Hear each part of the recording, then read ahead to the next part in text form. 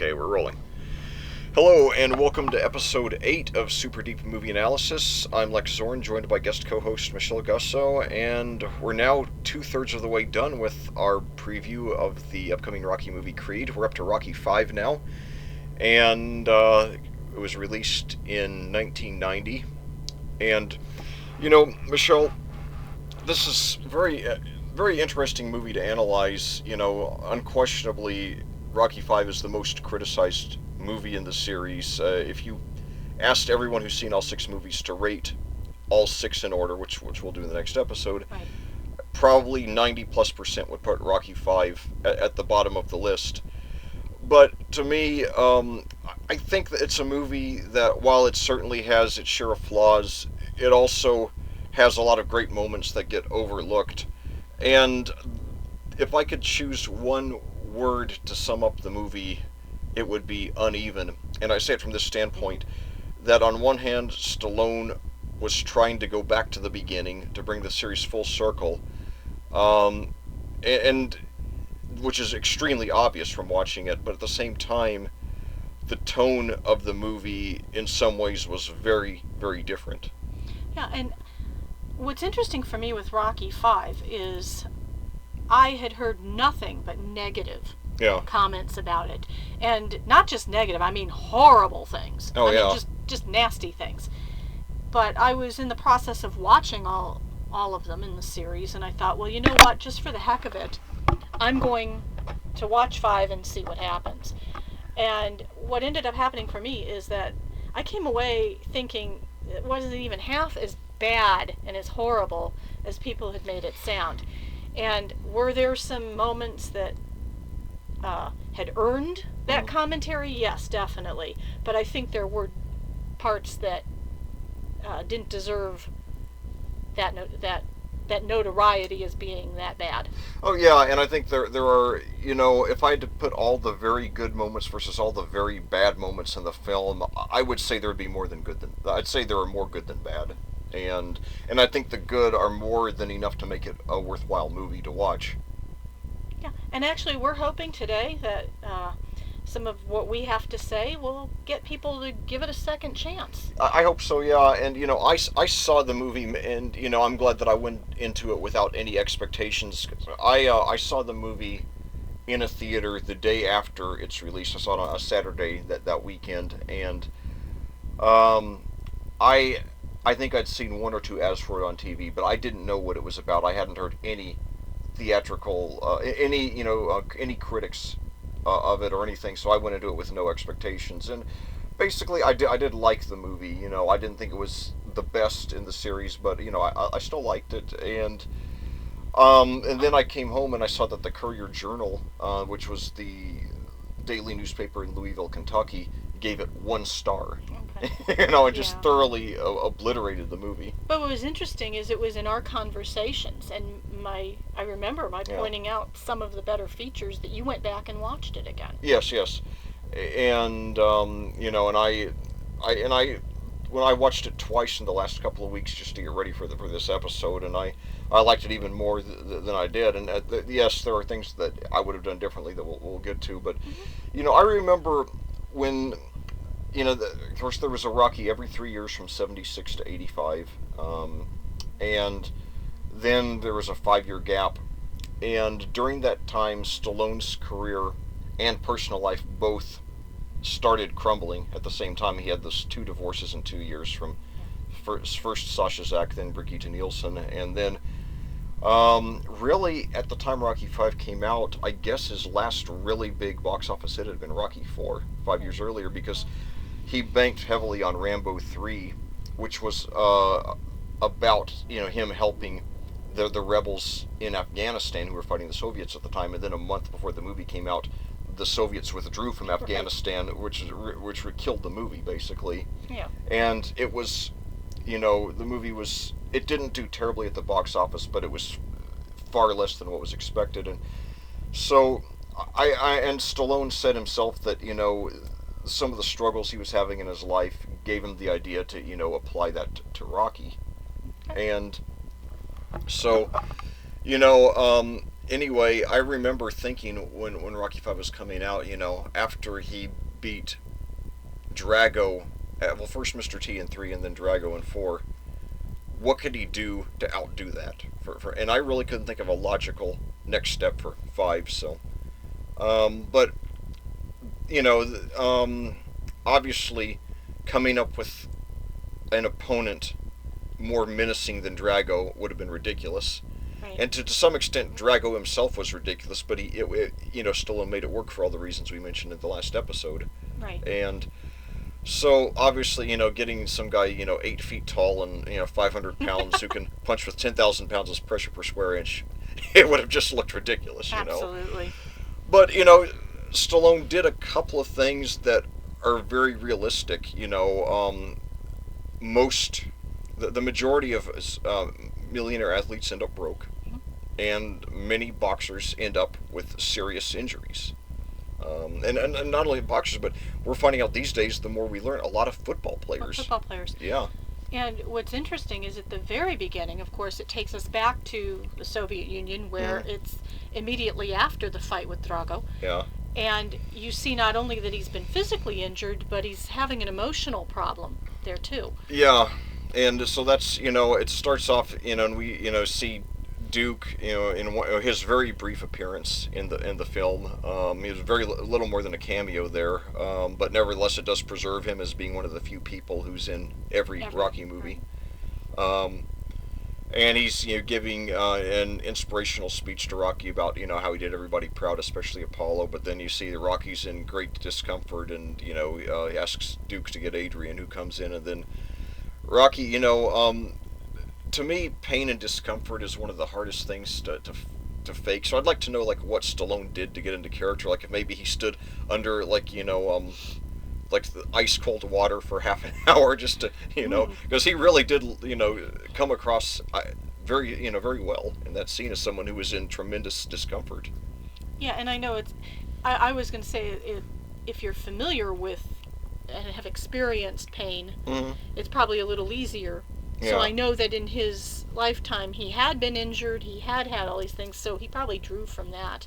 That could be, yeah. But I wouldn't be surprised if he did something like maybe got himself very cold, so he would be very very believable with all the shivering and everything. Yeah. And that's possible. So and he says he can't stop his hands from shaking. So anyway, he comes back to America to a hero's welcome, and then at the press conference where they're welcoming him back, And actually, before that, they get back, and he's come back to this hero's welcome. But the most important thing on his mind is, where's the kid? Of course, yeah.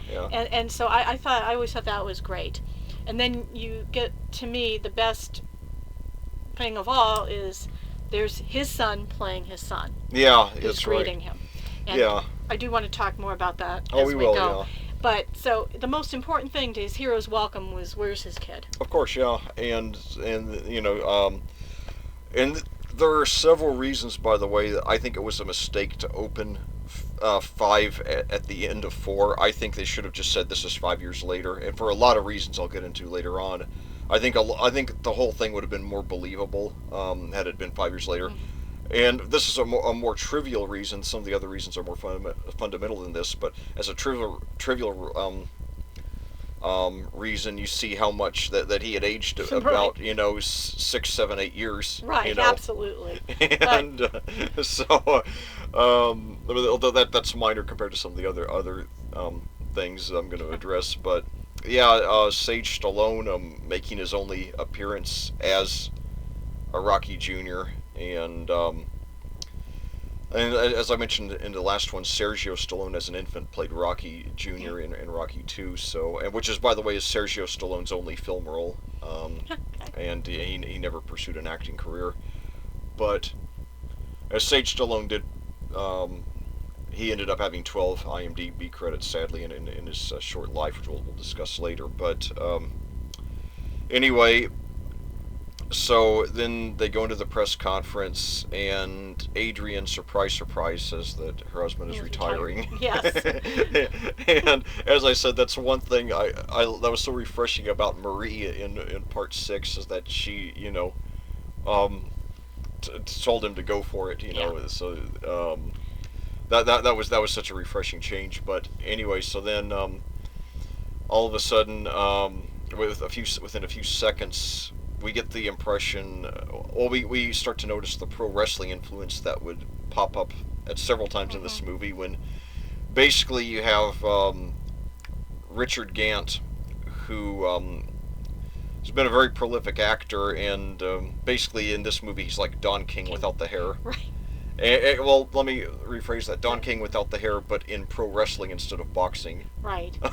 It was really a caricature of Don King. You know, I mean, he could have easily been as portrayed in that film. Richard Gant could have been a character in the WWF. You know, yeah. who was. Although to me too, it was like since we no longer actually had Apollo Creed to be the one there with all the with all the puff and pump and blow, and you know, having somebody in effect with almost with that I want you attitude and going after him.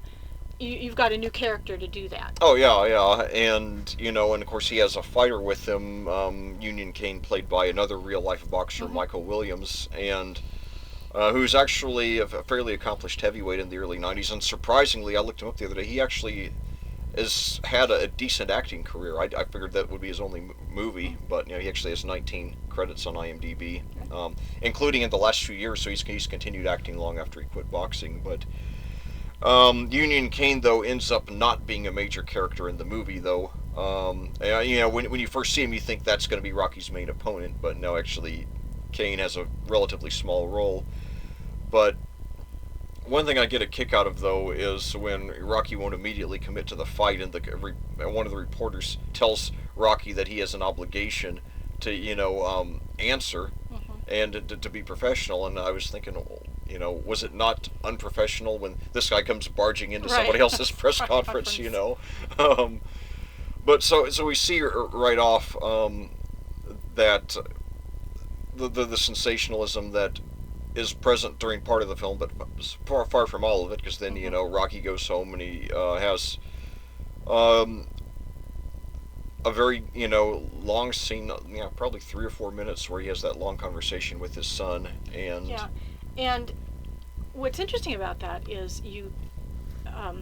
with his own son playing the role, you see something there that you don't see in any of the others, which is that chemistry. Yes.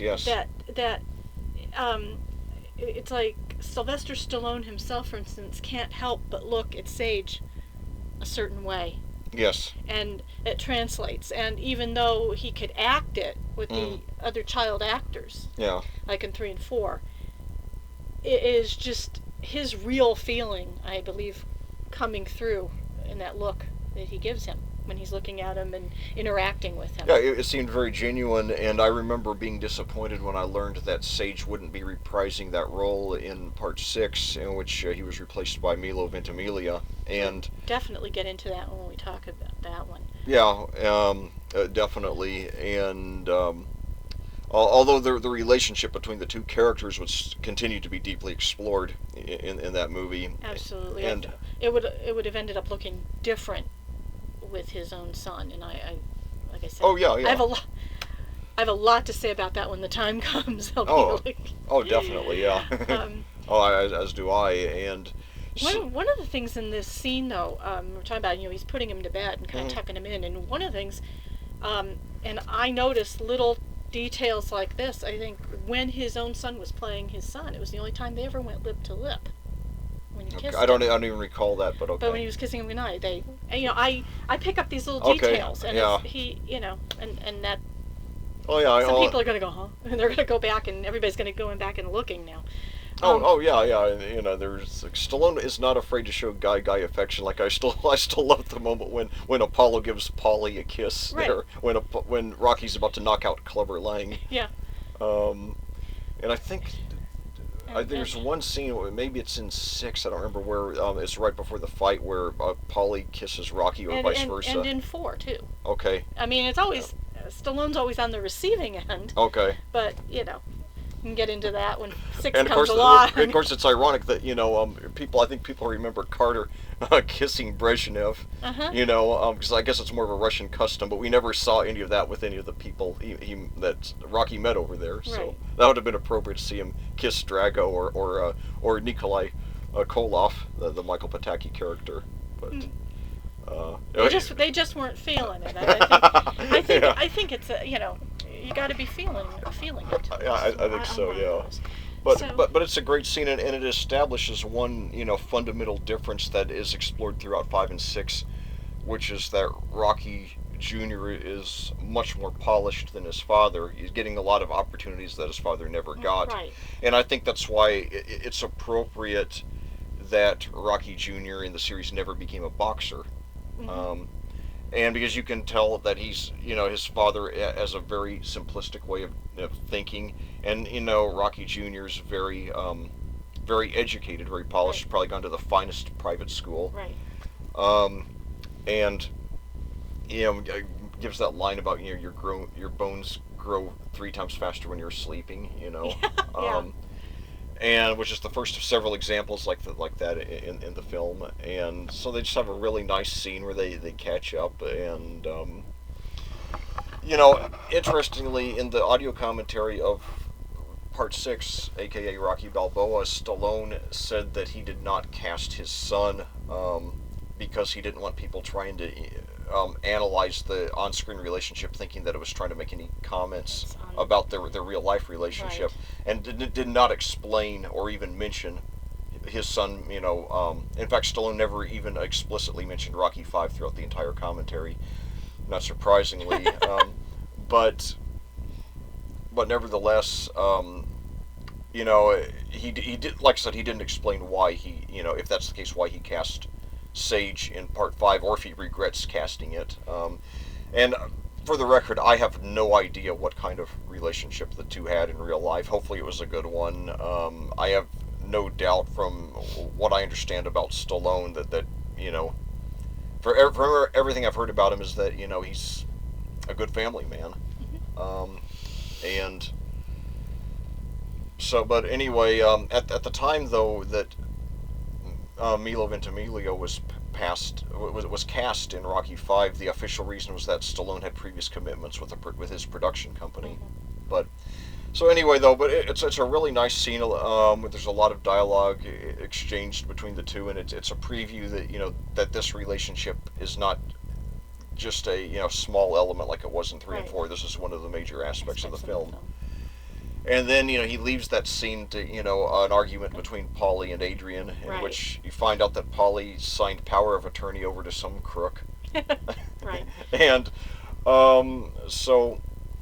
And again, it's one of these things that's so Paulie. It's like, Paulie meant well. Yeah. He meant well. Yeah. So, yeah, leave it to Paulie to, blow Rocky's fortune. Right. And like I said, this is another reason I wish the movie had taken place 5 years later rather than right after Rocky 4. Because I think, I would have just skipped all the stuff about Paulie signing power of attorney and just make it look like, Rocky's retired and he just can't afford this lifestyle anymore, mm-hmm. Well, yeah, and I guess, yeah. Don't you like when I get tongue-tied on the podcast? Glad we have no time limit. Right, exactly. But I just think it established that, I don't want to use the term animosity, that's wrong, but it established that minor conflict that, so that they'd have this internal conflict within the family and with Paulie having done it, so that you again see that, he ends up still part of the family, forgiven, the whole thing. And of course, so they have that auction at the house, which is realistic, and I guess that's Rocky too. He finds, his old hat, and he's pulling things from the past already. Yeah, and the auction, it's not that uncommon. I mean, I remember right after that, the country music singer Dottie West, the same thing happened with her, and then making it even more tragic, she was killed in a car accident just a few months after that. But anyway, so before they have the auction, Rocky goes to an accountant or lawyer or some advisor and gets the lowdown on everything that happened, right. And they say that this guy's being prosecuted, and the but anyway, the guy who's advising Rocky basically says like, well, hey, no problem, just a couple of fights, you'll be out of this, you know. Right. And so then Rocky agrees that he'll accept the challenge to fight Union Kane, but then Adrian tells him he needs to go to the doctor first because of the problem that he was having back there in Moscow. And so then we find out that Rocky has brain damage. And oh, by the way, backtracking a little bit, there's an irony about that guy who was advising Rocky to go do a couple more fights to pay off his debt, because that's the same guy who plays the guy from the Pennsylvania Athletic Commission in Rocky Balboa, who denies Rocky a fighting license. Okay. And I believe that's the only instance in the series of an actor playing two different characters in the series. And I did not notice that till I read it, and then I had to go back and compare it. But yeah. And you can tell it's the same guy. He hadn't aged that much in the 16 years. I mean, you can still tell it's the same person anyway. But there is an irony that, you know, in one movie he's playing a character who's telling Rocky to get back in the ring, and the other one he's playing a character who's trying to stop Rocky from getting back into the ring. So, but I would have never noticed again had I not read it. You know, after I'd seen part 6. But so then they auction, and then he finds Adrian's glasses. Mm-hmm. And, so we already see that there's going to be heavy nostalgia in this one. Right. And so he goes to the doctor and finds out he has brain damage, and then Adrian asks the doctors, if he can get licensed to fight anywhere, and the doctors say no. And although later Stallone said that, actually today somebody with the condition as described in that film could get licensed and recover from it again, and it's the specific is, and I'm not enough of an expert to know if there's any truth to this or not, but Stallone now says that the condition as described in that film would not be career ending, for whatever that's worth. But anyway, so then Adrian, it's one of a couple of tender moments that she and Rocky have in the film, and of course it would end up being Talia Shire's last appearance in the series, since we found out that Adrian died in the years between 5 and 6, and so but anyway, I do like it because there are times, as much as I love the character Adrian and I love Talia Shire as an actress, there are times when I would be annoyed to have her as my wife. But there are other times when I would be happy to, and this is one of them, that you see the love, when she said that when you love someone you live for that person, and so that's one time where you see that she has his best interests at heart, that she's not being selfish, but she just wants to protect her husband, and so that's a really nice moment between the two. Mm-hmm. And so, and then they of course they have one other major great moment together later in the movie. But so then it turns out that Paulie never sold his old house back in Philadelphia, and which is where they live now, and then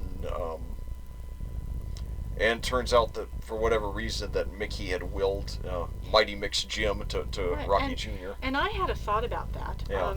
I started thinking about that, and it was like, it's possible that Mickey, having some of the insight he did, and experience, knew that there was always a possibility that a fighter on the top could lose everything. Yeah. And he did that with the intent that there would always be something. Yeah, so it's so I mean, I just, like I said, thought of that because it seemed like an odd thing to leave a child. Yeah. And it's like, no, I mean, it makes perfect sense if he knows the business and he knows what could happen. I never thought of it that way, but that is good insight, and that that very well could be the reason that was written into the script. And yeah, I mean it is a realistic scenario. I mean, it's not like a mere plot device that you can see through. Right. And and for the most part, Stallone avoids cheap plot devices throughout the series. I mean, there are a couple of exceptions, but in general he does a good job of it, and so that's a good scenario. So and I remember, speaking of Mickey, when I went to see this movie, and I was really surprised to see Burgess Meredith in the opening credits, since of course Mickey died in part 3. But ends up we get some really nice flashbacks of Mickey, and some people might think it's corny, but I thought it was extremely well done. I mean, I loved the part where Rocky goes back to the gym, and he has that vision of Mickey giving him that long speech before, I guess, the first Apollo fight. I guess it could be the second, but probably the first. And even though you could tell that Burgess Meredith had aged a few years since we last saw him in Rocky 3, still a wonderful scene. He did it. I've always said it's another example. I said that Stallone writes some of the best platonic love scenes I've ever seen. Oh yeah. Same gender. Yes. But, I mean, he just does a very believable job with that, and you believe the characters. Yeah, and even so, I didn't think it was the least bit corny. I thought it was a very realistic. It was certainly in character with Mickey. I think Burgess Meredith. People mainly remember him for how fiery he was in the series, but he had a few tender moments as well. And in this particular scene, where he went on talking for 2 or 3 minutes. I thought it was wonderful. And so that's an example of how I was saying to you privately the other day, I would put the best 10 moments from this movie up against the best 10 moments of any of the others. Right, yeah. Absolutely. I mean, that's a wonderful scene. So I don't see how anybody, with that scene, for example, can say the whole movie is garbage, Exactly. And then, of course, you do see, we do see a little bit of Mickey's fiery side in this film as well, especially in the climax. But yeah, and then of course we find out that Mickey had a cufflink that was given to him by Rocky Marciano, and then passed it on to Rocky right there. And of course that cufflink ended up having a significant part in the plot later in the movie. Absolutely. So yeah, that is just it's a wonderful scene. One of my that's probably one of my 6 or 7 favorite scenes in the whole series. Oh yeah, I agree with that. And and that you see the modern day Rocky standing in the corner reminiscing over it, and that he occasionally speaks a line right before Mickey does, as if Rocky still remembers it verbatim, or at least a lot of it. In this old empty gym, and of course then George Washington Duke, the Richard Gant character, calls Adrian and tells her that the parade is going by, and that they can start living if Rocky takes this fight against Union Cane, then they can start living as human beings again. And she says that they are living as human beings, and you should try it sometime. That is a great. Now I'm going to say this. To me, that is like the best Adrian line in the series. I mean, that really is. Well, one thing this movie establishes without any doubt, whatever faults Adrian had, she was no gold digger. No. And we find out that even more later in the movie. But yeah, and then she hangs up the phone, and then Gant just has a great one-word response. Do you remember? No, actually. Women. Oh. Maybe that's why. Just to ignore that. So, anyway, then Rocky takes his son off to school. This was a great scene, too. And first of all, you see that the way he's dressed, he's going to be out of place at an inner-city public school, first of all. Right. That he's wearing a nice sweater with a button-down shirt underneath, and wearing a nice coat. Right. So, anyway, so Rocky and Paulie are walking Rocky Jr. to school, and Rocky Sr. with his street smartness is talking about scams and hustlers, and then Rocky Jr. says, "Oh, you mean deceptions?" Right. And then later, Rocky talks about the like the tooth decay of the city, and Rocky Jr. refers to it as urban blight.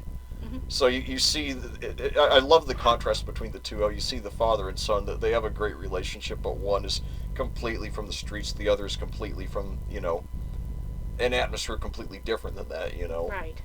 And of course that's one thing interesting about Rocky is he seems completely comfortable going back to the streets. It's where he's from, that's what he is, and he has no problem, dressing modestly, and we see that he never got a bloated ego, Right.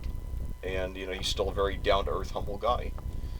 So anyway, he drops Rocky Jr. off at school, and instantly Rocky Jr. runs into problems. He runs into bullies that he the type he never, presumably never encountered at his private school. Right. And and not just because, but certainly, they're going to spot the difference. Oh yeah. It's an attitude, already, even though he's not rich anymore. But look at the rich kid. Oh right, mental thing, yeah.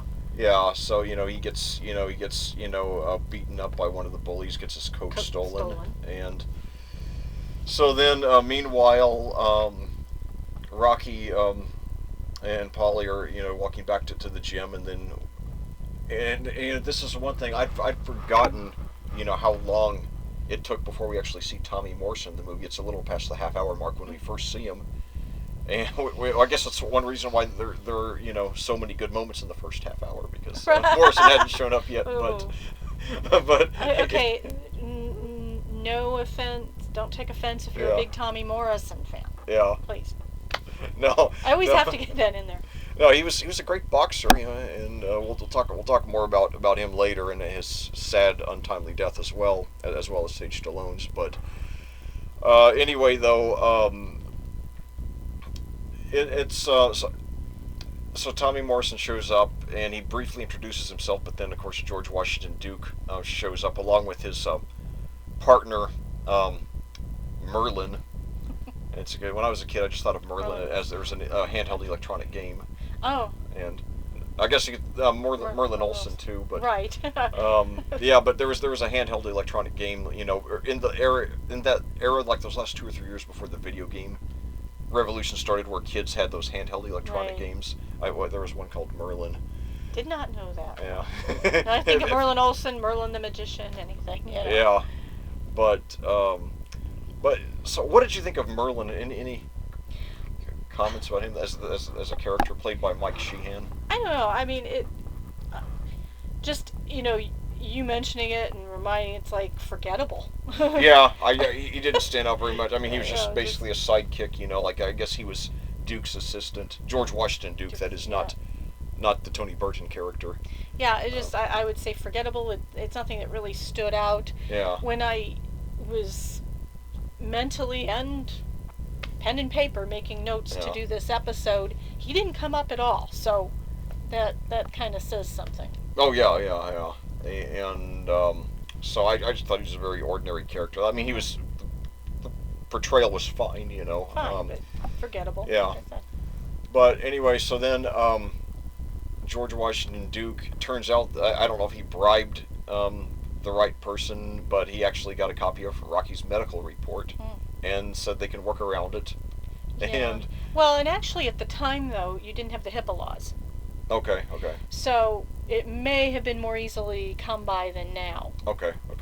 I didn't think about that, but anyway, so then Rocky is tempted to do it, but then wouldn't you know, Adrian happens to be Adrian happens to see it, and we find out she's working back at the pet store. Yeah. And I'll give her credit. I mentioned earlier she's not a gold digger. If she's willing to go work a minimum wage or near minimum wage job at a pet store, because she's so afraid of her husband boxing, for possibly millions of dollars, she had a good heart, Yeah. But so anyway, then she goes on and yells at tries to appeal to George Washington Duke's conscience, which. Well, first you have to have a conscience. Yeah, exactly. To have it appealed to. And of course, all he cares about is the bottom line, Right, yeah. So he wasn't swayed by it. And anyway, then he leaves, and then there's one scene that I don't know if it's important or not. I think the movie could have been fine without it. But as they drive away, then Union Kane, who has very few speaking lines in the movie, he just starts blabbing something pro wrestling style, like, I want Balboa. Mm-hmm. I'll fight him anywhere, anytime. And then Duke comes in and says, like, you'll fight who I tell you when I tell you. And so, I mean, I guess just thrown in there to show that Duke has contracts with these guys and he controls them.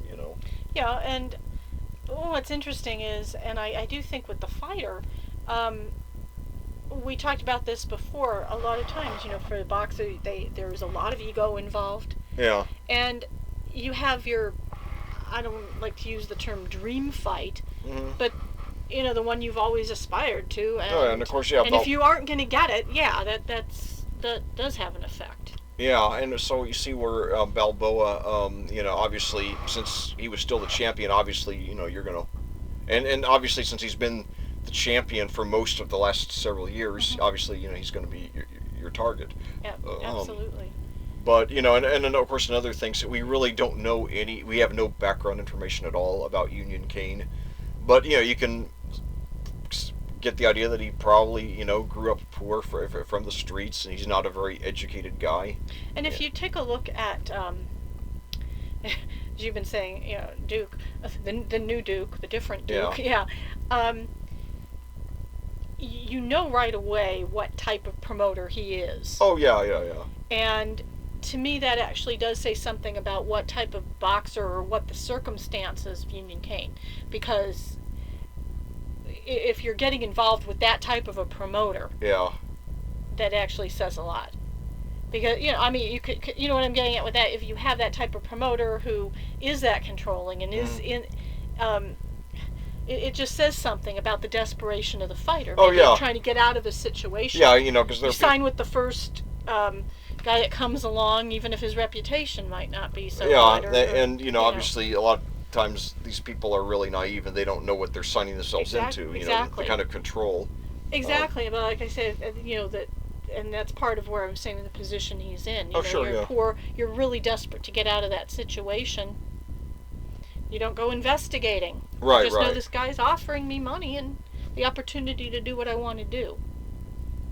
Yeah, and he's the type of guy I can imagine, probably would have ended up broke as well. And of course, I mentioned Greg Page, before, the heavyweight champion from Louisville, Kentucky.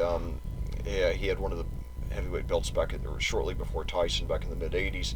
There was one fight near the peak of his career in Las Vegas where his entourage spent more money gambling than he made on the fight. And he just was completely involved with the wrong people. And he was a nice guy, but probably very naive and put his name on the first contract that was put in front of him. Absolutely. And so anyway. So, Adrian convinces Rocky not to go through with the fight. And then, at that time, then Tommy Gunn, after Duke leaves, comes over, and Rocky basically says he doesn't feel like talking now. But then, then Tommy comes back to the gym the next day. Or later that day, I don't really know when, but he comes to the gym, and, it's... And then finally, he asks Rocky to manage him, and Rocky, resists. That doesn't think he has what it takes to, be a manager.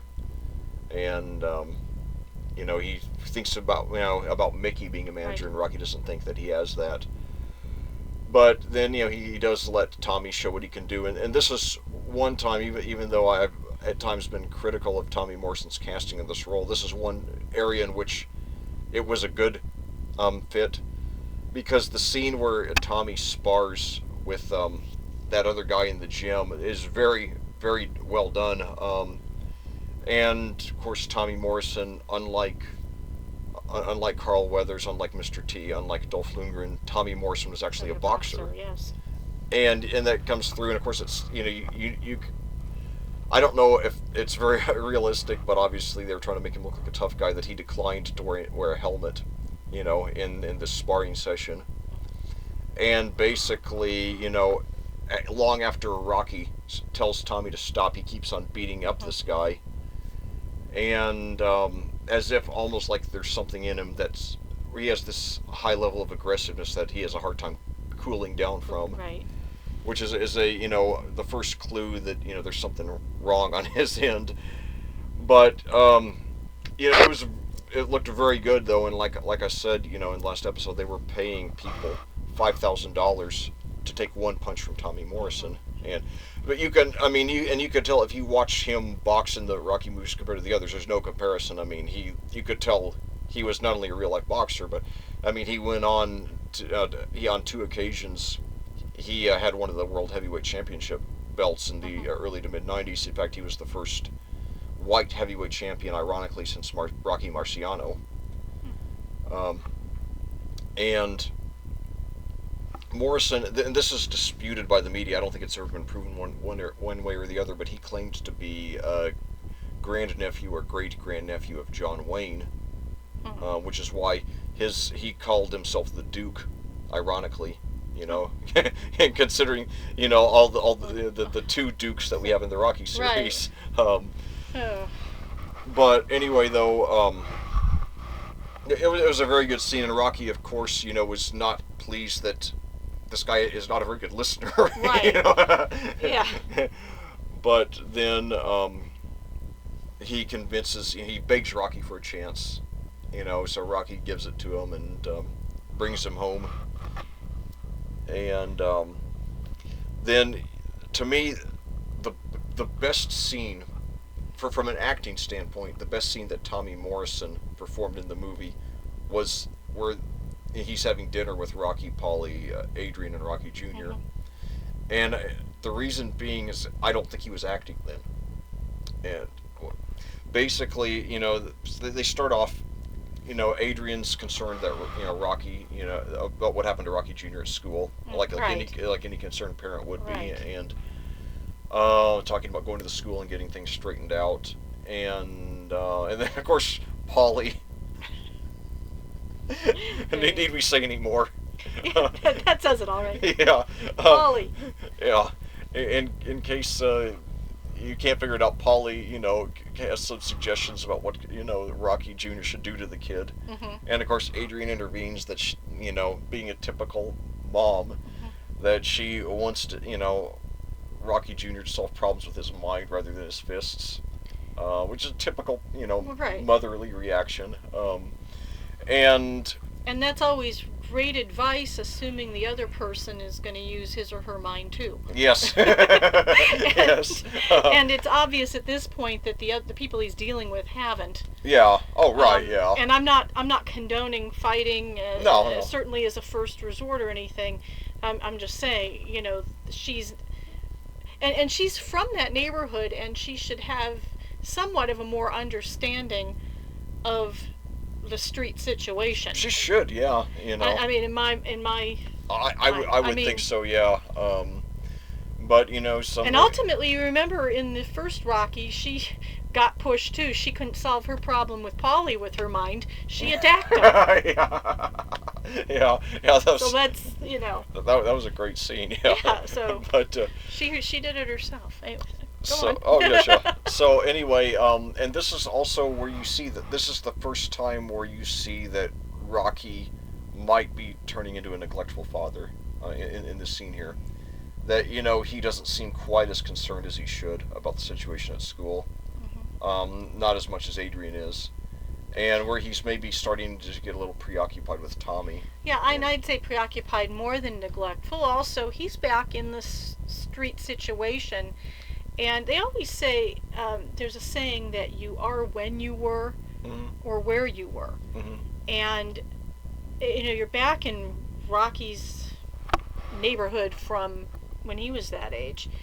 And I always got the impression that, in his mind, he worked it out, he figured it out, they're back in this neighborhood, his son's going to work it out, figure it out. That could be. And Rocky didn't have a father to help him. Right. And you just kind of fall back into a certain pattern because he's back where he was. Oh, yeah. So, I mean, I don't think he was intentionally neglectful. I think it just, it was how it was falling into place, or how he felt it would. Oh, that could be, but I think he was also starting to get preoccupied with Tommy I said as well. Yeah. Yeah, I think there's a combination of the two. Right, and I said along with that. He was definitely part of it. I just didn't want to use the term neglectful. Okay, yeah, that's fair.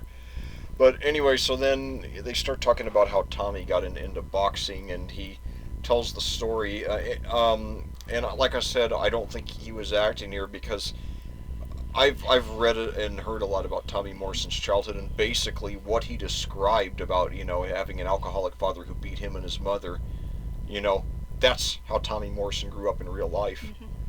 And paradoxically, sometimes the most effective performances are given by people who are put in situations in which they're not acting. Like exactly.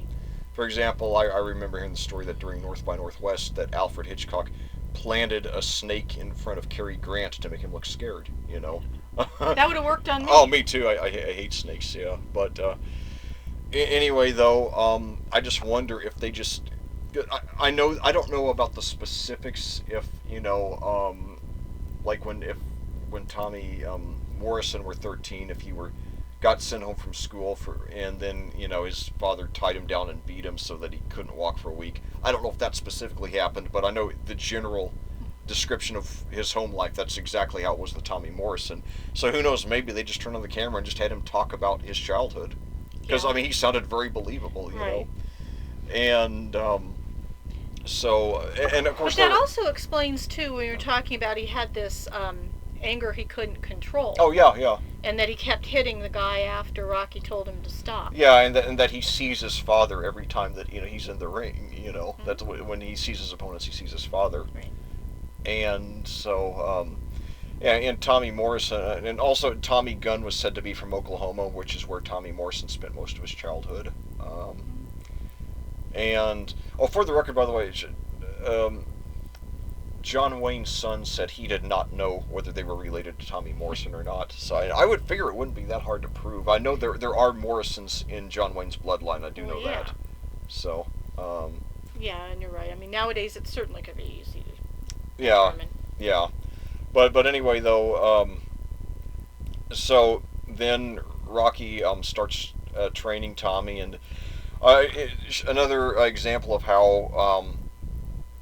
how much they were trying to bring back memories of the first one. Then you see that painting of Jesus panning down to the fight with Tommy, and there are plenty of more to come as well, in references to the first one. And of course, while he's training Tommy, Paulie is training Rocky Jr. Yes. And so I guess Paulie learned a little bit. Of course, I remember talking in the Rocky 3 analysis about what a sincere but incompetent job he did in replacing Mickey for the first Clubber Lang fight. But I guess it had been 8 years since then, so maybe he had learned a few things. From observation. Yeah, he was in on it. I mean, because he watched Apollo train Rocky for that fight with Clubber. So I mean, he knew some stuff. So again, you have that contrast to here's this training going, here's that train. The two different training sessions. Right. Yeah. That was interesting, and then. Rather than, of course, this is the only Rocky where we don't have a training montage. Instead it's replaced with two separate, in quick succession, two separate montages of Tommy Gunn's rise through the heavyweight ranks, and both set to rap music, which was the predominant music in this one. Except they did have some of Bill Conti's pieces from the first three. Conti did have, I think, a couple of new instrumental songs in there, but mainly it was rehashing his old stuff. And Stallone, just as he had gone for the hard rock market with Rocky 3, with getting the Survivor song "Eye of the Tiger," he was going for the rap music audience with this one, which didn't work. The soundtrack was not a success, but anyway. There's one thing I get a kick out of in one of the montages. You see Tommy celebrating a victory at the bar. I guess it's the same bar that you see in the original, where they're watching the Apollo fight. But it looks like Tommy's drinking a mug of milk. I don't know that's what it is, but that'd be an odd thing to drink in a bar. But on the other hand, if he is training, you're not allowed to have alcohol. That could be, but. Yeah, it just looks odd in a bar in that kind of mug, Right. And then another thing, this is where I think they started to cross the line into corniness, which is where you see all the media clippings about Tommy Gunn being branded by the media as Rocky's puppet, Rocky's robot. to me that just didn't seem realistic. I thought that was just corny, but nevertheless, overall, it was a pretty good montage to show his rise, to power in the heavyweight division, and then you see sporadically, him saying, "Now am I going to get a title shot?" Right. And of course, obviously, Rocky. One thing we've learned through 5 movies now is he does not understand the politics of the business, Right. and he was sheltered from that by Mickey. Right. And then it's just never fully grasped it. So obviously, he wouldn't know where to turn to say, "Hey, can you get this guy a title shot?" And he wouldn't be the type who would play down and dirty, making Right. deals under the table, to make it Yeah. happen. And he didn't have that the personality that would send him into somebody else's press conference going, "I want you." Yeah, yeah. Or to invite the guy's wife over to his apartment Right. tonight so he can show her a real man. Right. But, and by the way, somewhere down the line, I don't remember exactly where, but we do see that Union Kane wins a championship for he wins the vacated heavyweight championship. I don't think it even says who his opponent was, but it's not important. So then, meanwhile, Rocky, keeps his obsession with Tommy, and then I remember one time, or a couple of times actually, Rocky Jr. comes and starts to tries to get his attention. His dad will say, "Hey, that's great," and talk to him for a few seconds, and then go back to Tommy. Yeah. Well, in fact, one was because he got his jacket back. Right. Paulie, we were talking about Paulie trained him to fight, and he went and pounded the other guy, and got his jacket back, and he came into the gym to tell him. Oh, you're right about that. Yeah. And he came in, and he's like, "That's great," and dismissed it. In fact, actually, and that actually the scene where Rocky Jr. goes back to school after he's learned to fight, and he beats that kid who had stolen his jacket. It's I thought it was a pretty convincing, pretty dark scene, and one thing that I strongly believe. I think one thing that is unfortunate is that violence in films is often portrayed so casually, Right. and that it's often portrayed without showing the consequences, not only the physical consequences, but also the mental and emotional consequences. Mm-hmm. But that scene, was. I thought it was pretty dark, I mean, especially for a fight between 2 kids, and there are kids these days who experience things like that at school, who feel like they have to know how to use their fists, to go to school. And I mean, it was, and then this thing is, obviously there's no excuse for bullying anybody, but at the same time you wonder that kid, what kind of home life that kid must have had. Exactly. And the kid who played Chicky, by the way, who was the main bully, is an actor named Kevin Connolly, who actually went on to, a pretty big career. He's still active, and he starred on the TV series Entourage for a long time. I couldn't remember his name, but I don't look him up. Now he's most recently been on the TV series Friends with Better Lives. So he's for a guy who had a bit part, or a small part in a Rocky movie as a kid. He's had a pretty good career. And actually has 8 directing credits as well. So, but anyway, I get a kick out of the name Chicky. I don't know where that came from, but I think that, without calling it tradition, yeah. If you look at movies that have, for lack of a better term, I'm going to say gangs. Yeah. Because what we have as gangs now isn't really what it was then. Yeah. But so I'm going to use gangs. But or even if you're looking at like West Side Story, everybody had names like that. Mm-hmm. So I think that was just something. Oh, okay. born out of tradition, maybe. But I mean, even because my brother-in-law and I were joking about like the old beach movies. Everybody had names like that. Oh, okay. So it's all it all kind of takes you back there. Okay, yeah. I didn't know it because the only other Chicky I ever saw in a movie is in Actually, it was a few years after that in the movie Death Wish 5. He was one of the mob guys in the mob who Charles Bronson's character killed. But now I wondered if they got that from Rocky 5. I mean, who knows? But stranger things have happened. But also, I got a kick out of the friendship between Rocky Jr. and one of his female classmates, known as Jewel, played by an actress named Elizabeth Peters. She only has 2 credits here on IMDb, this and then She-Devil, which came out the year before. No idea what happened to her, but it says her alternate name, Elizabeth Finstermaker. So I can see why she shortened it for her career, but anyway. And actually, that friendship, she reminded me, of being supportive and in the same way that Adrian was to Rocky. Yeah. Just because, well, it comes up later on when Rocky wants to talk to him. She says, "Are you going to hit him?" She seems to be very protective. Which scene are you talking about again? It's later on. It's like the Christmas when he runs out and goes with the friends. Oh, yeah. So later. Okay. So she kind of has a protective thing, just like Adrian does with Rocky. Yeah, oh yeah, exactly. And, it was kind of a throwaway line, but I got a kick out of it where she said for an Italian, you don't have a bad butt. Which is, I guess, a little bit of a risque thing for kids to talk about at that age. But maybe not in that neighborhood. Yeah, probably not in that neighborhood, You don't know. And I also like the innocence. You see a little bit of how sheltered Rocky Jr.'s been, where she asks if he's been to Disneyland, and he says sure, as if it's no big deal, as if everybody has, And of course a lot of kids that, I guarantee you, the bulk of the kids in the neighborhood haven't, Right. It'd be like a dream vacation for a lot of them.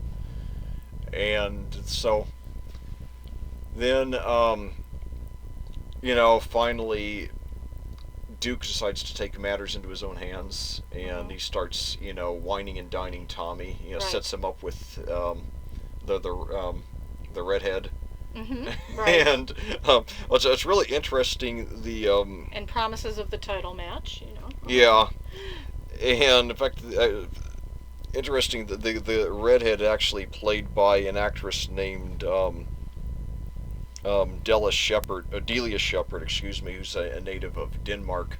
So it's interesting they have, a Danish bombshell in 2 consecutive Rocky movies. The last one being Stallone's real life wife at the time. Yeah. But she's actually still acting. Her new movie is The Intruder 3D, due out next year. So she's managed to have some success in acting at least.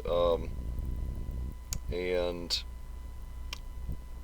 her first role was The Spots of My Leopard in 1974. So I guess she must have been acting since she was a baby or something. No, she was born in 1961. Okay, so not that young, wow. But anyway, so obviously Tommy Morrison, would be easy to impress since he's still living in Rocky's house. And I always thought it was odd, by the way, that they allowed Tommy to move in just basically the day after they met him. Yeah.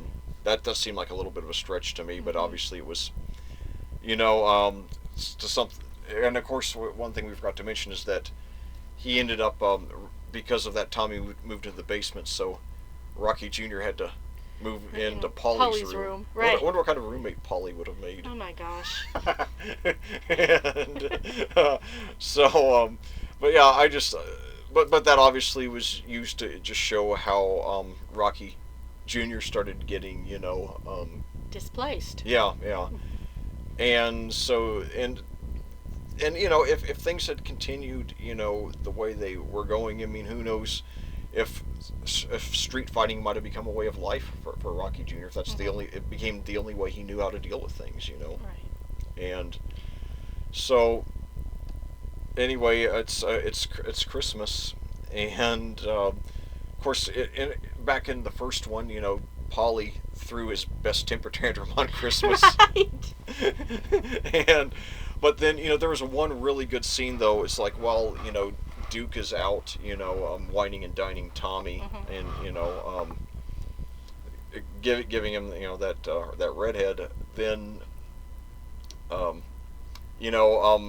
Rocky and, Rocky Jr. and his friends are over there, Mm-hmm. and then Paulie comes down as Santa Claus, which somehow seems appropriate. Yeah, it does. But then there was one scene that by that time, Rocky Jr.'s, starting to feel neglected by his father, and who knows, maybe at this point he also is starting to feel resentment over, his father having left him for weeks or months to train in both 3 and 4. Mm-hmm. You don't know. Right. We talked about that. How it comes back. Yeah. And that could be a source of his, resentment as well.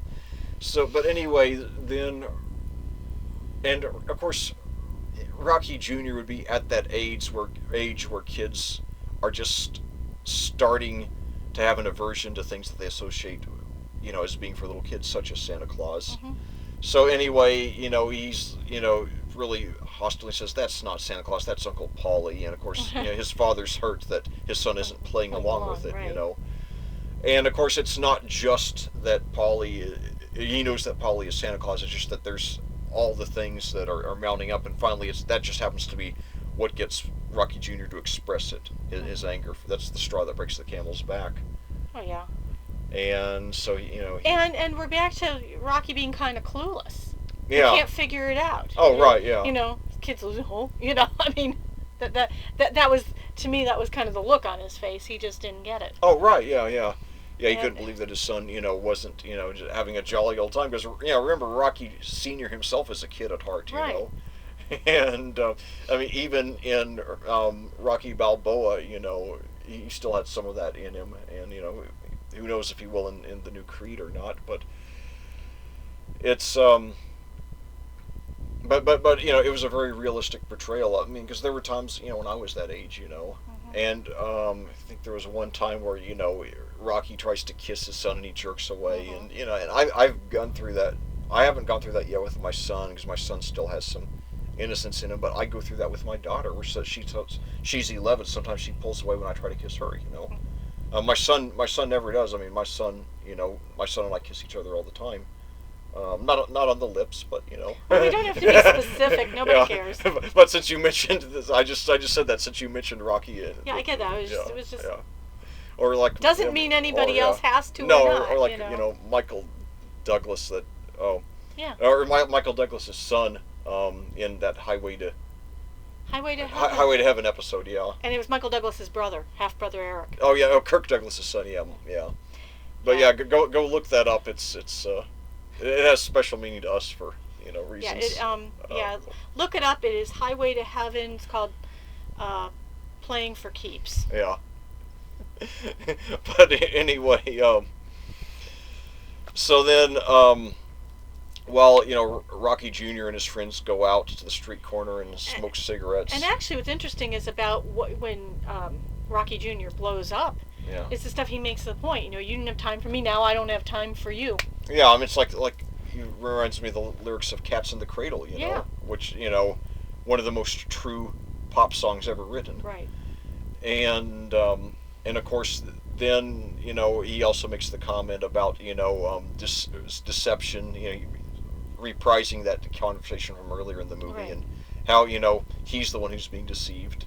Right. And then, so anyway... Because it's like everybody else has figured it out about Tommy Gunn. Right, yeah, because Rocky, that's the one thing, even in Rocky Balboa, he's very naive. I mean, one of my favorite lines is when he sees that Marie's son is black, and then she says that his father's Jamaican. He goes, "Oh, European." And there wasn't as much humor in that one, but I loved that line though. And it just shows about it tells you something about Rocky. Right, and so then you mentioned in the last one how when Rocky was holding Apollo's head up as he was dying, that it reminds you of the Robert Kennedy assassination, and right. I said that there was something in this movie that reminded me of something that a much more lighthearted event that took place at about the same time. I mean, that didn't involve anybody's death, but some people seem to think that Paulie is a racist, and my what I would say to that, racism comes in degrees. Was Paulie a racist in the sense that he hated all black people and wanted them to be thrown into a pile and burned? Of course not. No.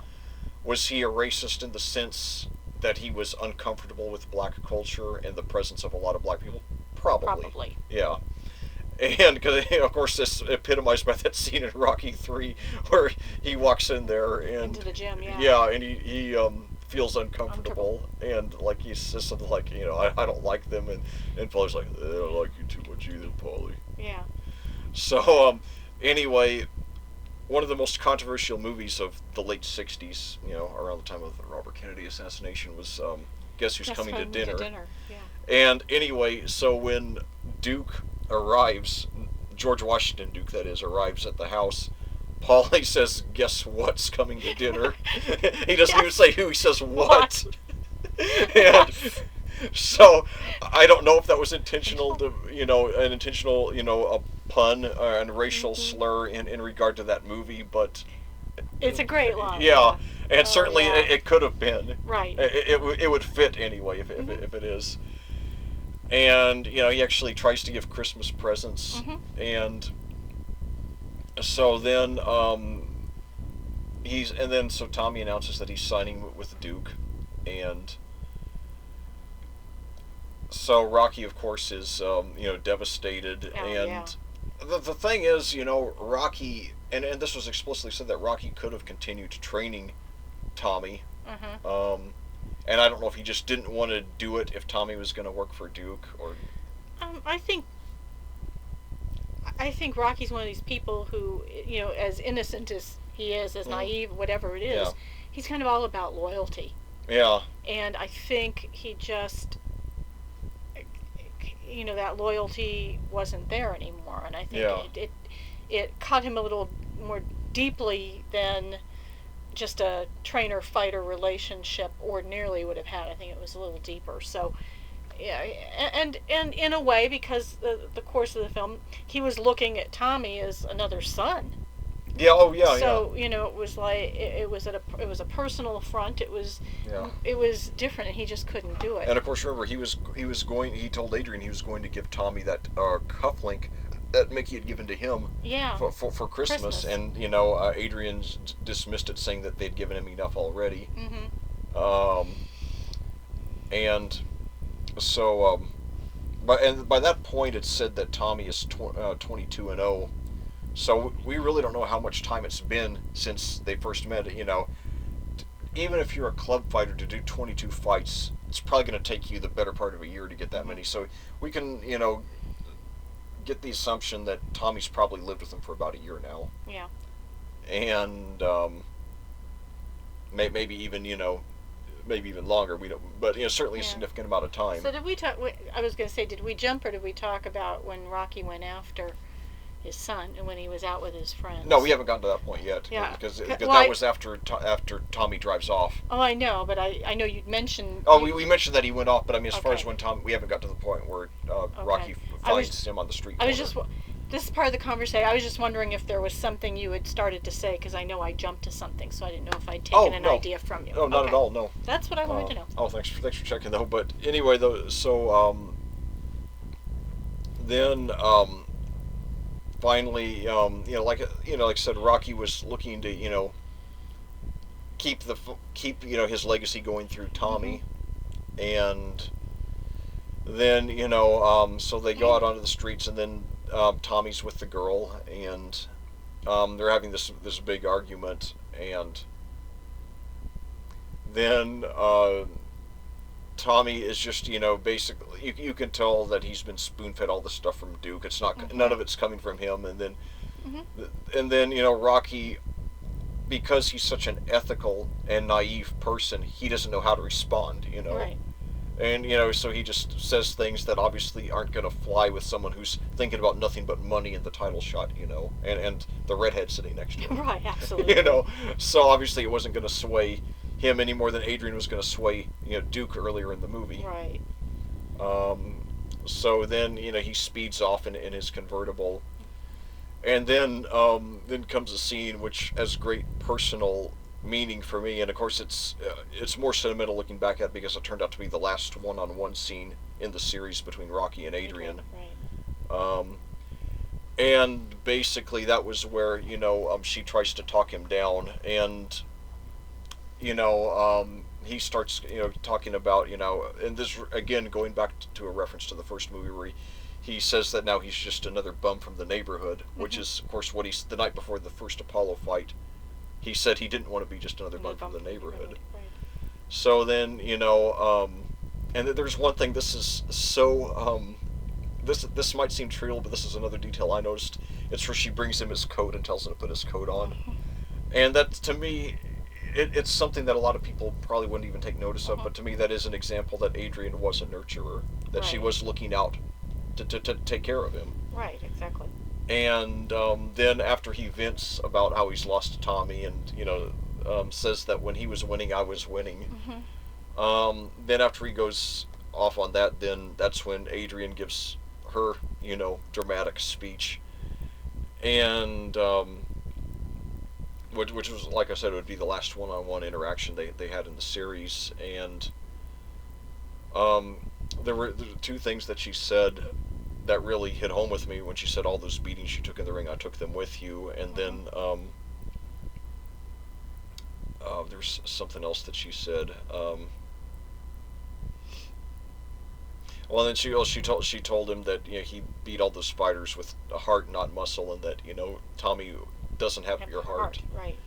Which, of course, is one of the messages of the movie, and that if you want to pass on something to your son, if you want to pass on something, pass it on to your son. Right.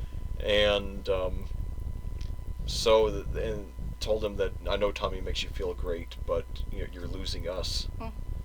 And that's when Rocky finally realizes what's most important in his life. And, or gets reintroduced to it. It's one of those things he always knew. Yeah. But he let it get away from him. And basically Adrian brought him back down to earth. Right. And the reason why that scene has always, struck me, it's not that it's the best written scene I've ever seen. It's just that, and I don't know, I'm probably not unusual like this, but I've never been loved like that, I was never loved like that in my marriage or by any of my previous girlfriends. And, I've had, I know I'm going out on a limb talking this personally on a webcast, but I haven't been, and I have loved women like that, but none have ever loved me like that. And we've talked for years, and it's been the same for me. As far as the men in my life. Yeah, and I've given all my heart and all my soul, and anyway. It's if anybody ever has something where both people give like that, it's a beautiful thing. You're lucky, and I've never had it, and so that's why the scene has just always affected me so much, and then that moment when Rocky realizes that he does have shelter in his wife, and so it's a scene that's always I remember being affected by it when I saw it in the theater 25 years ago, but it's something even more now in my adulthood, having been through relationships like that, where I gave but didn't get it back, and that we all need to be loved unconditionally like that. Not only loved unconditionally, but all of us, when we have a romantic partner, it should be someone who tries to make us better and who we try to make better, and I can honestly say, in my marriage, in my previous relationships with my girlfriends before that, I've had good times over the years with all of the women in my life. I mean, there had to be something that brought us together in the first place, but not one of them ever tried to make me a better person. And if I ever get into that kind of relationship again, this time I'm going to hold out for either I'm going to be involved in a relationship that's going to be 100% giving on both sides, trying to make each other better, loving each other unconditionally, or I'm going to be single for the rest of my life. And I think what happens there, you're saying something, and I know we're going off in a different direction, but in making each other better, it doesn't mean that you nitpick about every little thing to try and say, I'm just trying to help and improve you, No, that's not what it means at all. No, it's just... I'm telling them. Oh, yeah. Because some people are thinking, It's like, to help... if I get married again, like I said, my biggest preference would be, someday being happily married, and then my number 2 preference is being happily single, but I won't, put up with any more. I mean, there are so many things now that and this is getting off topic, yes, but now that, I'm back on the single scene, there are so many things that are just instant deal breakers with me that wouldn't have been before, because now that I've, experienced all these things and learned so much. And basically, I think, rather than improving somebody, you're talking about somebody who brings out the best in and someone who... And we talked about that, I think, in the first one, where Adrian and Rocky brought out the best in each other, or brought out the better in each other, or however you want to look at it. They helped each other grow. And so... that's the thing. I mean, I don't want someone who's going to try to change me, but someone who can make me the best Lec I can be, know. And similarly, I would treat her the same way, make her the best whatever her name is she can be, So, and that whole thing where she said all those beatings you took in the ring, I took them with you. I mean, to me, that's what a relationship is supposed to be about: 2 people who don't go through anything alone, Right. Absolutely. So, anyway, then that's when. The natural next scene, of course, is that, Rocky goes and, to patch things up with his son. Right, and as I mentioned, Rocky Jr. has his own version of Adrian, because when he wants to be left alone to talk to his son, that's the first thing. She's like, are you going to hit him? Yeah. And, she's concerned. And then he sees Rocky Jr. smoking, and which is interesting. He did that in the original. Yeah, and then he did it again in the early scenes in 5, right after he got back to the streets. Yeah. And then of course, and that's about the age when a kid would likely start smoking. So that was a very realistic, scenario. Right. And what he was doing when he feels like he's being neglected, or I mean, even if it was not intentional neglection. Right. Because I know that, let me give you an example. I was, Sherry and I began our relationship in October of 2002, and, our daughter was born in December of 2003, followed by her son in March of 2005, and then Sherry already had a son, and then, Sherry's mother moved in with us. So I went in a period of 2.5 years from having a family of 1 myself to a family of 6, and I did not respond well to it. I always loved my kids, but I just was so overwhelmed with all the changes in my life, I just shut down for a while and became withdrawn for 3 or 4 years, and then finally it hit me, that I was, missing out on so much of my kids' lives, and Liam, my son, never seemed to have any clue that I'd ever, missed out on anything. He's so innocent, and with his, mid-level autism. I mean, he doesn't understand. He's a very intelligent kid, but he doesn't understand a lot of the dynamics of human relationships. My daughter did notice that I had not been present in her life to the extent that I should have been, and there was she and I did have a rough patch, because of that, and we've been working through it, and we have a good relationship now. But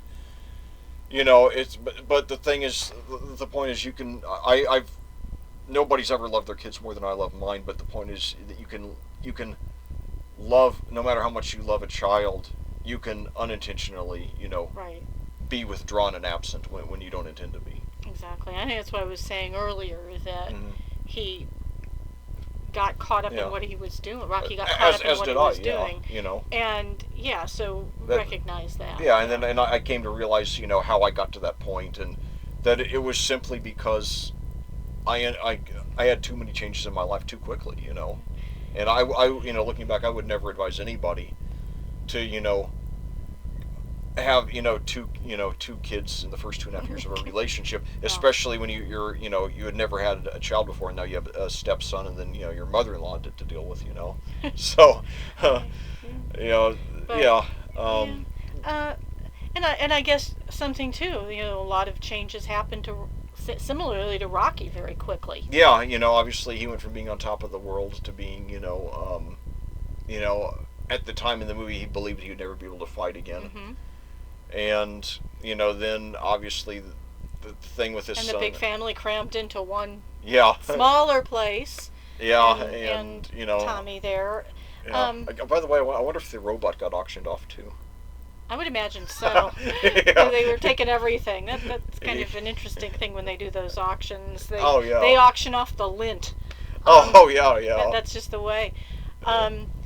But yeah, so the natural progression was Rocky and his son found each other again, so to speak. And then one thing I forgot to mention is his knock jokes. Well, what's interesting about that is, so he goes back to this thing where that's how he relates. Cause when he was showing interest in Adrian in the original, he'd go in there and tell her a joke. Oh, yeah. And so I thought it was interesting that, that's here he's telling the same corny jokes. Yeah, and, so then you see now after all these years, he still is so self-conscious about the bad jokes he tells, and so it's appropriate that after they patch things up, and that he promises that they're going to be the home team, which he had mentioned several times earlier in the film.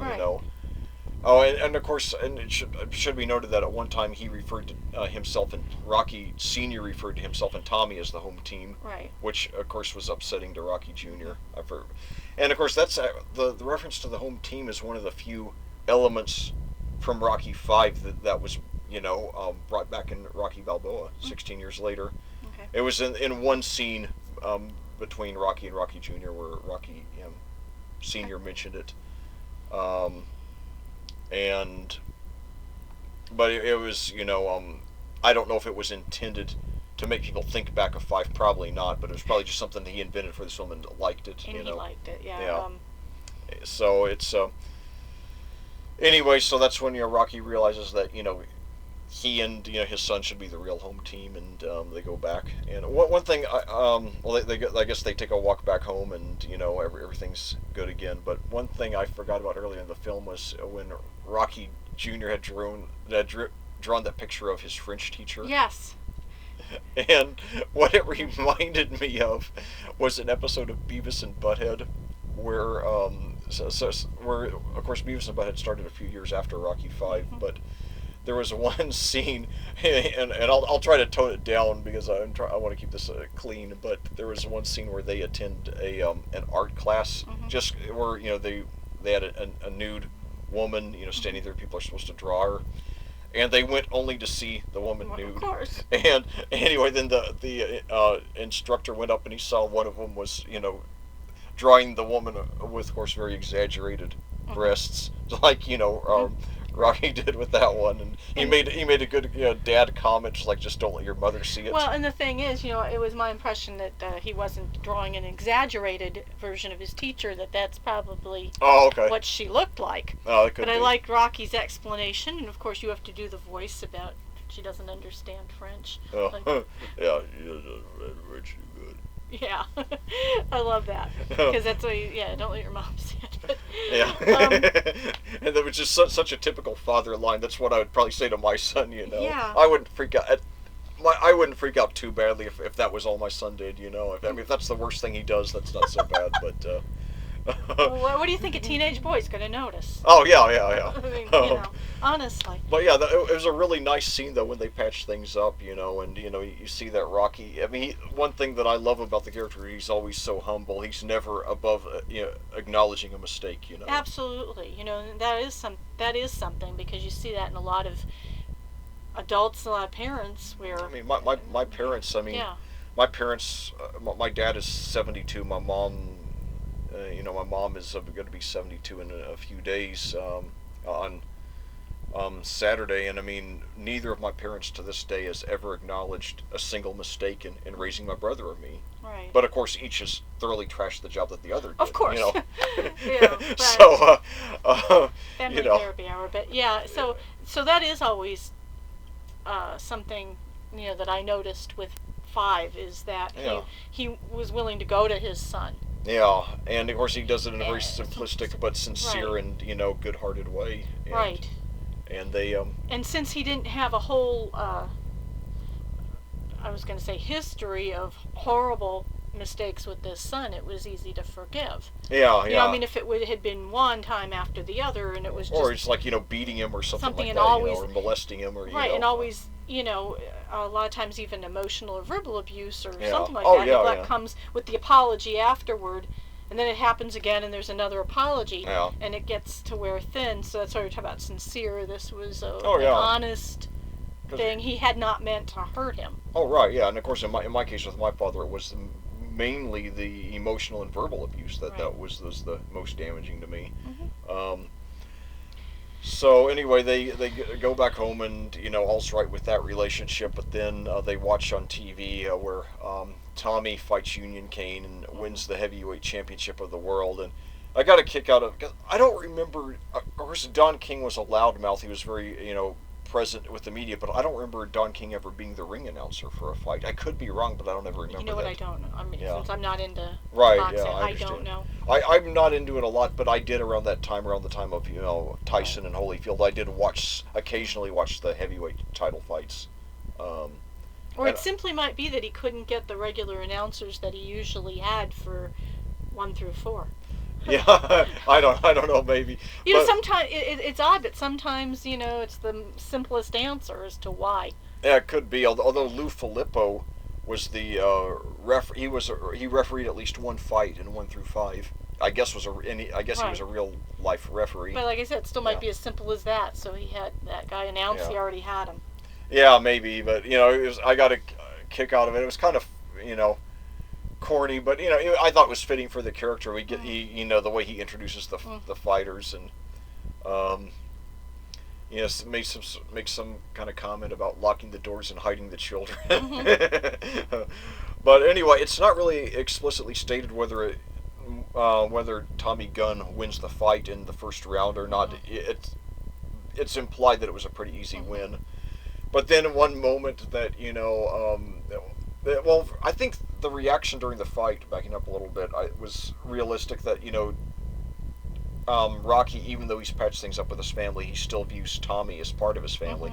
And of course, remember, like we said last time. So he's watching with pride. Oh yeah, but keep in mind, like we said in the last episode, I mean, the entirety of Rocky's family is himself, Adrian, Paulie, and Rocky Jr. And then I guess he added Tommy in his mind to that. So anyway, you see that nobody else, really understands. Nobody else in the family shares Rocky's passion for Tommy winning. And then when he does win, when he makes the speech, the angel on his shoulder, and I mean, and to me, I didn't buy that. Because I don't think Tommy Gunn would think in those terms. No, and I don't. I actually didn't think that. Yeah. And yeah, that was definitely out of character. Yeah, I just don't think Tommy Gunn thinks in the people in terms of angels on the shoulder. And and then of course Rocky naively thinks that he's about to mention him. Yeah, like I like to thank the man who made this happen, and then of course it's George Washington Duke, and then so then that's the last blow there. Yeah, so Rocky's dejected, but then Adrian, I like that the way she tries to comfort him by just saying, like I said, you couldn't give him your heart. And so then Paulie responds in typical Paulie fashion, which is to go down and have a few brews. That'll do it. And then comes for what I classify as the worst scene of the entire series. I think there are very few scenes in the entire 6 movies that I classify as bad, but the press conference is one of the few. It's just not a good scene in my opinion. And to me, even though apparently most of the boxing reporters throughout the series, through all 6 movies, are real life reporters, none of the questions seemed, realistic. I mean, I could see him being questioned about, like, that it was an easy fight, that maybe Union Kane shouldn't have been the champion. Um, but to me, the whole thing where it was obviously every question was about, comparing him to unfavorably to Rocky. I don't think that in real life it would have been like that. I mean, people might question, Union Kane's credentials, and the process of determining who the top contenders are, things like that. But I've all the years I've watched sports, I've never seen anything remotely similar to that at a press conference.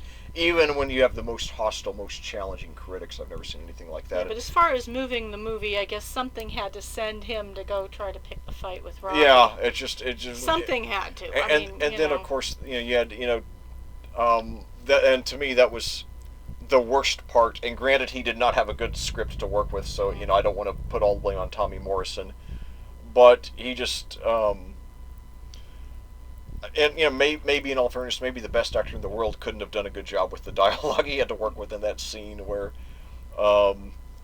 he was like saying, like, I'm the champ, like, what more do you want me to do? I beat the champion. Right.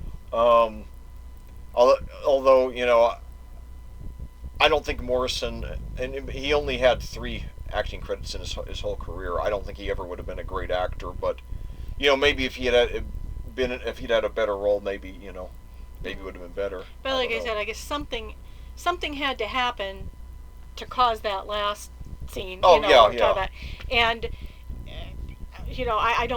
I haven't given it any thought as to what would have been better. So Yeah, I don't spend time on that, but for me, it's got to be something that sends him to try to pick that fight. Well, the one thing I think I've never thought of any better transition from that to from winning the championship to fighting Rocky.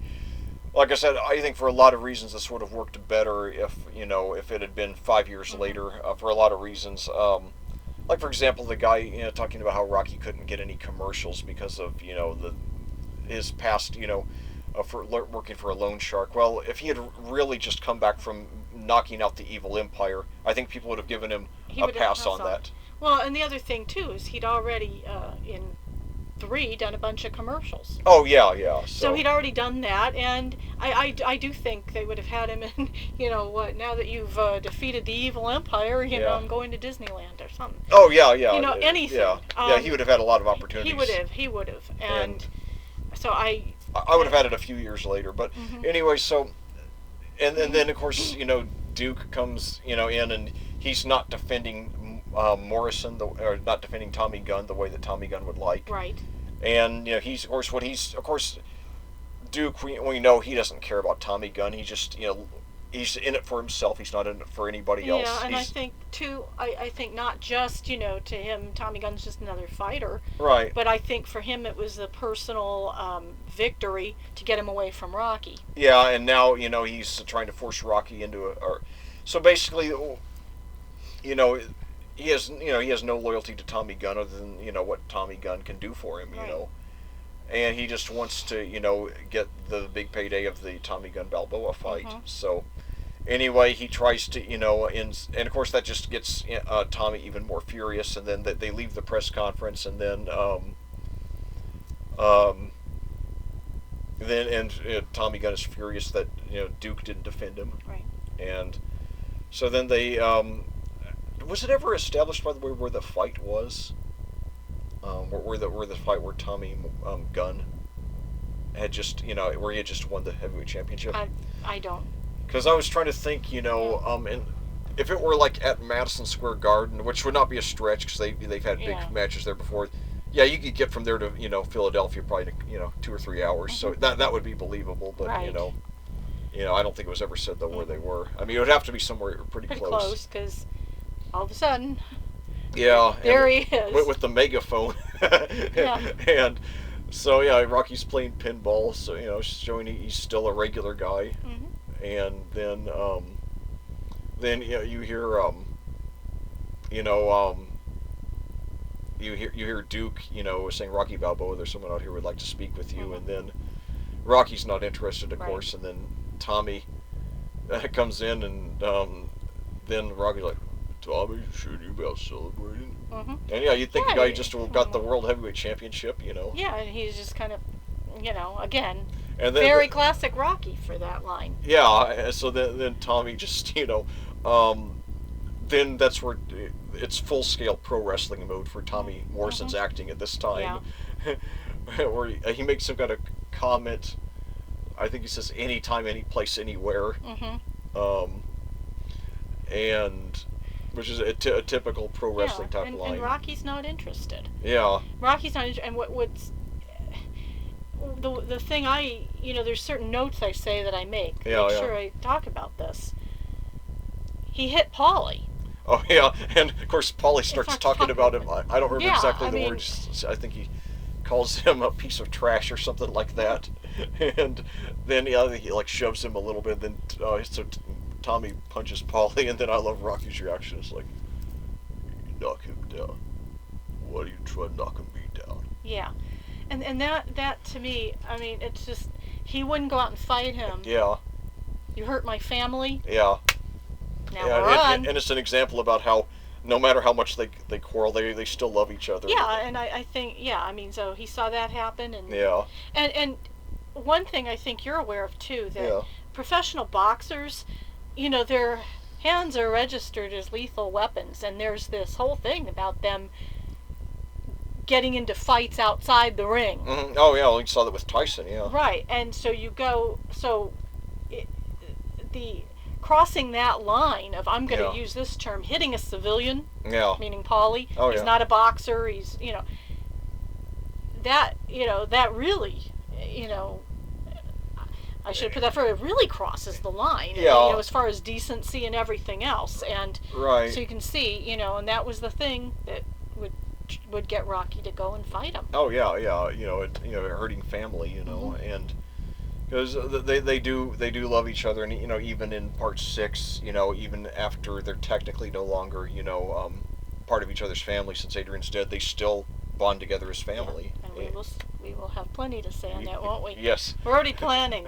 Yeah, but so anyway, then after Rocky says, why don't you try hitting me? That's when Duke is trying to get on, and he goes, in the ring. Tommy Gunn fights in the ring, and then he goes, my ring's outside. Mm-hmm. And then I remember when I was seeing that in the theater, I thought it was kind of over the top, but so they go outside, and then that's when Tommy just starts to. Finally, he starts to turn on Duke when Duke tries to stop him, and then he shouts, "You don't own me. You don't own me. Nobody does." Mm-hmm. And when you think about it, you're gonna be. I remember reading a book when it was a book the whole class read when I was in 9th grade called The Contender, which was about a boxer, and he was trained by a guy who I remember the teacher at the time, Mrs. Weatherby, my 9th grade English teacher, said that the character, and I don't know when the book was written, but the character, she said reminded her of Mickey from the Rocky movies. I don't remember how old the character was supposed to be, but near the end of the book, he told the title character something to the effect of, you don't have the killer instinct, which is the inner drive that makes you just want to find your opponent's weakness and beat him to the ground, and I'm not sure I'd want you to have it.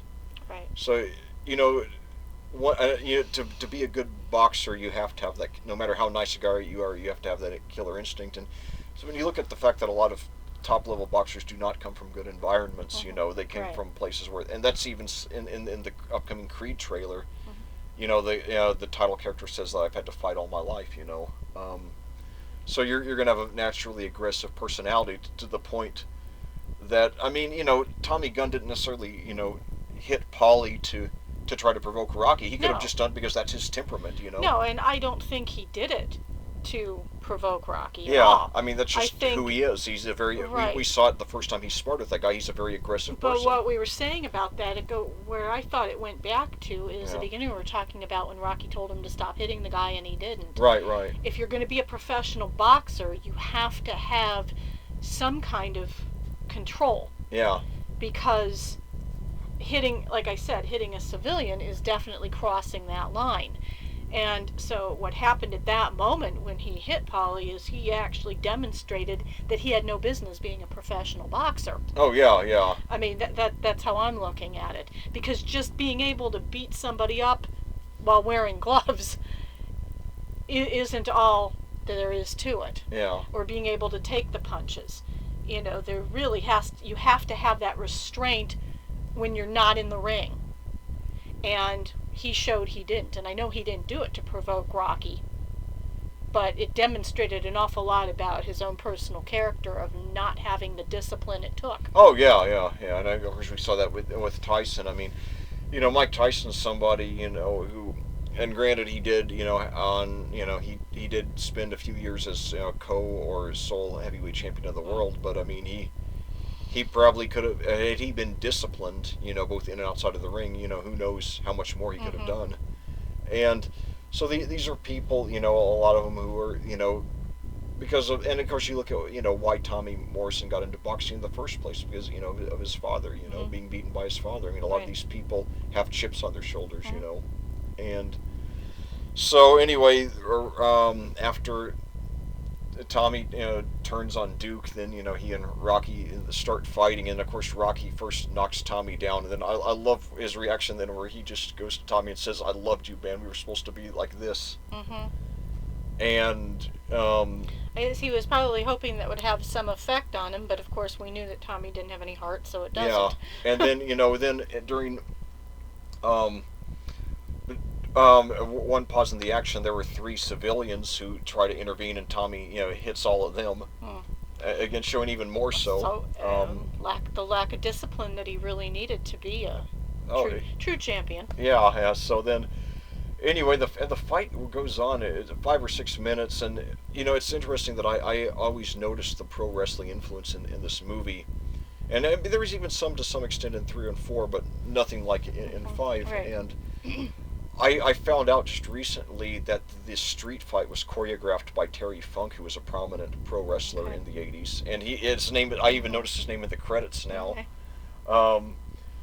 And in fact, when Tommy Morrison died a couple of years ago, I found the street fight on YouTube and posted it, and I said, even though I think the premise of this scene was corny, it was just so well choreographed.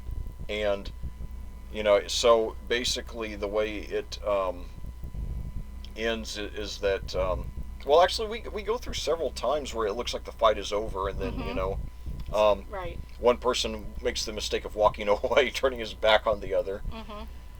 And finally, when it looks like Rocky's down, and, you know, then he goes through this collage where, you know, you see again, you know, that you see, you know, he gets the vision of him sliding Mickey's crypt, sliding his coffin into the crypt, and some other things. And there's actually a really nasty scene. And, you know, this is the only Rocky movie that's rated PG-13. The others are all PG. I think the first one would have been a PG-13 by today's standards, but they didn't have that rating at the time. They just went from PG to R. I think 2 and 3 would have been PG, even today with the PG-13 rating, you know, in effect.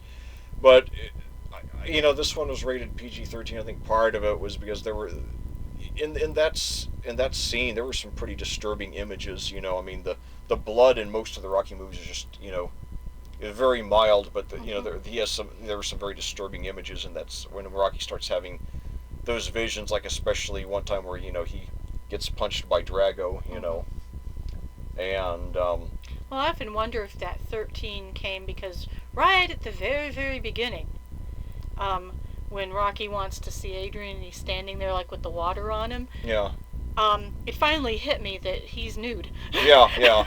So, you know, if people can tell that, and especially on the big screen, and for that time period, see, now I'm going to say that nudity in films has become a little more commonplace, and you'll see something that, you know, has a lesser rating, and it's like, my gosh, this was PG-13. How come there's this body part? So I'm thinking for that time frame, maybe the 13 came up simply because he's... That could have been a contributing factor too. I mean, even though, I mean, you don't really see anything, but it's, you know. No, but if it's obvious enough. Yeah. And you had the people there who are responsible for giving it the rating, and they see that it's something that if it had gone under the radar, people would have possibly called them on that. That's possible, yeah. So that could have been a contributing factor as well. Yeah, just, probably a combination of those two. But what's great about this particular conversation is anything that comes to mind, anything we thought about, is fair game. Correct? Oh, yes, of course. There you go. So anyway, then after Rocky's had that vision of getting his head busted open by Drago, where we see a lot of blood and all the visions of everything else, then all of a sudden you see Mickey again. Get up, you bum. Yeah, he said, "Get up, you son of a bitch," because Mickey loves you. Yeah. And that's when he goes, "Yo, Tommy, I didn't hear no bell." Oh.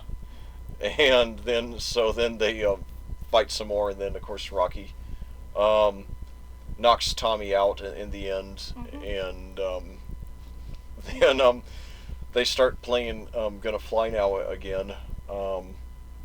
And I do like the reprise of that. I think it's appropriate to play since it looked like that was going to be the end. And it should be noted, and this is very well known, and it was even well known at the time, the original plan was that Rocky was going to, at the end of the street fight, going to be taken away and then die in an ambulance in Adrian's arms. And they went through the majority of the film believing that was going to be the ending, and Stallone at the last minute changed his mind.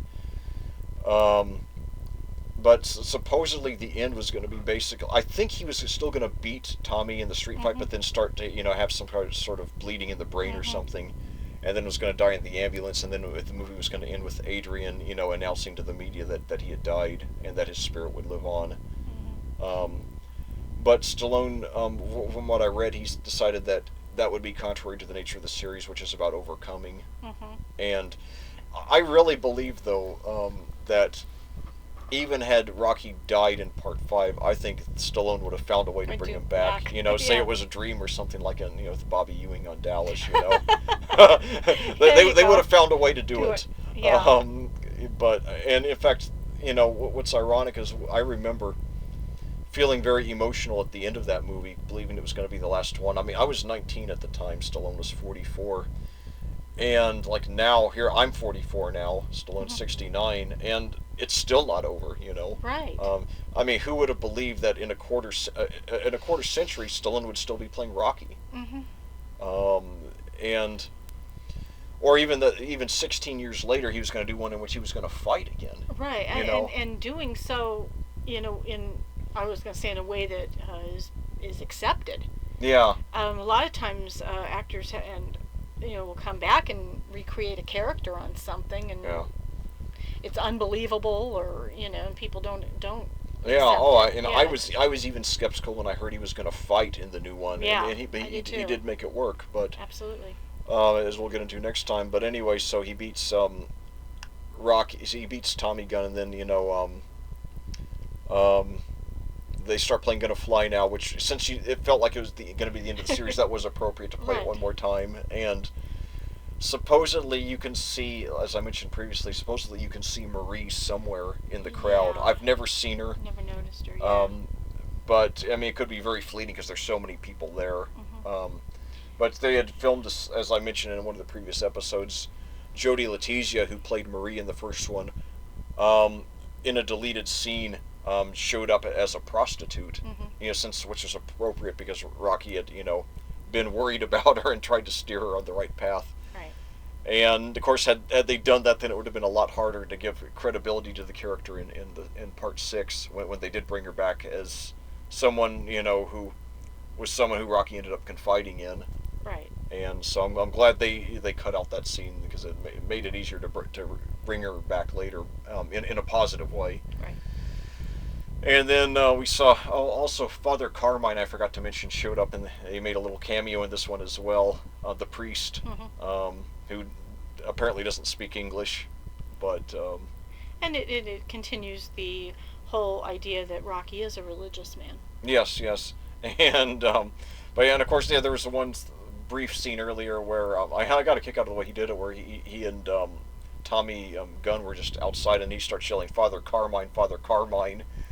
doesn't knock on the door, he just yells, and then you see the priest stick his head out the window. Well, that's how they did it in Rocky 2. Yeah, on the way the way to the fight. Oh yeah. You know, but I'm not a Catholic, but I just wonder if a lot of Catholics do that. If they just go to the wherever the priest lives and just maybe in that neighborhood. Maybe in the inner city. Yeah. Yeah. So then there's one scene one moment I would have left out, which is where Rocky's walking away, and then Duke, of course, opens his big mouth and says, "You outclassed the bum." Mm. And then Rocky goes over, and a couple of times earlier, Rocky looked like he wanted to hit Duke, and Duke says, "Touch me and I'll sue." Right. And, so Rocky, of course, goes up, and I guess this is his attempt at giving the audience of what he called an emotional payback, which he speaks of the importance of. And so, Rocky punches Duke, and to me, granted, it was one punch to the midsection, but I wish he hadn't have done that.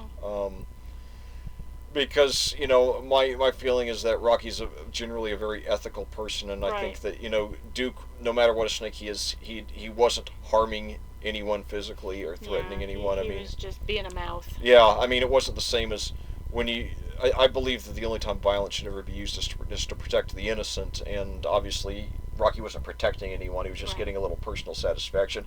But I just wonder how much the audience really wanted to see Duke get hit, though. I didn't really react to it. I hadn't thought about it. Yeah. But I guess I could see how, and maybe some other people didn't think about it. I can see how when it happened, they were probably all right, Yeah. But I can see that. But, what's interesting, though, of course, Rocky then, after punching him, he says, "Sue me for what?" Yeah. But what's interesting, though, is that, the police, you see the police, and it's only a very quick shot, only 2 or 3 seconds, but you see a couple of cops take Tommy Morrison away from the scene. And you think about it, what the story that would be, he's just won the heavyweight championship, and he ended up in a street fight and getting his butt kicked by by the former champion who's about, who's 20-some years older, and then he assaulted at least 3 other civilian, or 4 other civilians, because there's Paulie and the 3 others. Right. So you can imagine, first of all, Tommy Gunn was complaining about not having made any serious money. Well, whatever serious money he made off that fight, he was going to probably use to settle lawsuits with the people he hit. Absolutely. Yeah, and who knows? Maybe even the boxing commission might have stripped him of the title. For something that bad, especially since we know the street fight ended up airing on television. Yeah. So Absolutely. Yeah. I'm sure that of course, one thing we learned about the series is after a heavyweight champion loses the title, or after Rocky beats him, then we never hear from him again. Right. So we have no idea what happened to Clubber Lang or to Ivan Drago or now Tommy Gunn. So. Right. But that if something like that happened in real life, I can only imagine what a laughingstock Tommy Gunn would become. Yeah. That he was floored by a guy in his 40s. Now, see, that's something maybe we ought to do at the end of our analysis of the movies, is speculate on what we think happened to, like, Clubber Lang and Ivan Drago. Yeah, that'd be cool, yeah. I think we could do that. Oh, we could, yeah. And so then there's one more scene in the film, and it's one that's... It was emotional at the time, but it's more emotional now, more for a different reason. So you see this, because at the end of one of the montages of Tommy Morrison's career, even though there wasn't a training montage, you do see Tommy Gunn and Rocky run up the steps together. Yet another reference to the first one. But then at the end you see Rocky and Rocky Jr. run up the steps together, and then and you really see again the difference between the two, that he's from the older one's from the streets, the younger one is polished and educated and is going to make a living in a different way. Right. And then so the father is like, "Oh, I didn't know there's paintings in here." Yeah. Right. And then a few times in the movie, and this is the only time I think this was ever done in any of the 6, he because I never thought of Rocky as being a musician, a magician, but he pulled something out of his son's ear, and this time it was the cufflink that he was going to give to Tommy. Right. And of course it goes back to what Adrian said: if you want to pass something on, pass it on to your son. Right. And so that was a really nice scene, and then so at that point you think that Rocky's going to just move on to the twilight of his life, and of course, since we think that he has brain damage, who knows, there's a good chance he's not going to live too much longer, right. But I remember thinking that was it, at the time, and so.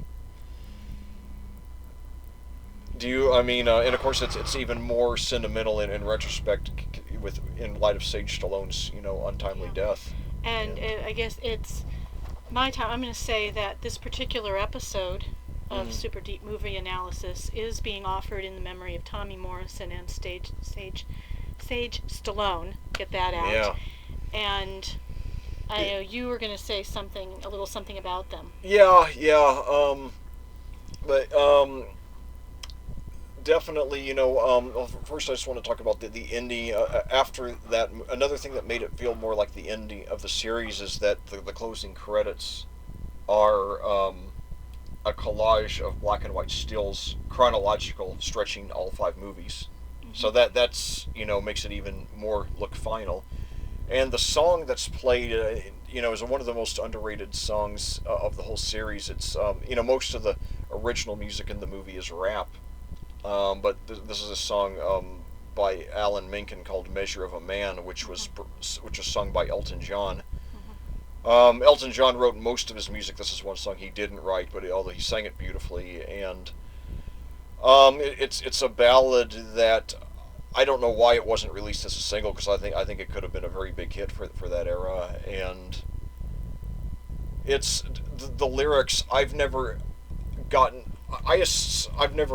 found any confirmation of this, but I assume that the lyrics, that the song was written specifically for the film, because the lyrics mirror Rocky's struggles in his return, home. Yeah. And the fact that the last verse begins, "You've come full circle, now you're home." Yeah. Without the gold, without the chrome. And so I think it's one that I think people tend to forget about. But yeah, that and the song and the way the movie ends, it looks like Rocky is moving on to the twilight of his life, which ironically that's what I got out also of the last scene of Rocky Balboa, when he walks away in the cemetery. Again, you see him walking into the twilight of his life, and and now I was wrong.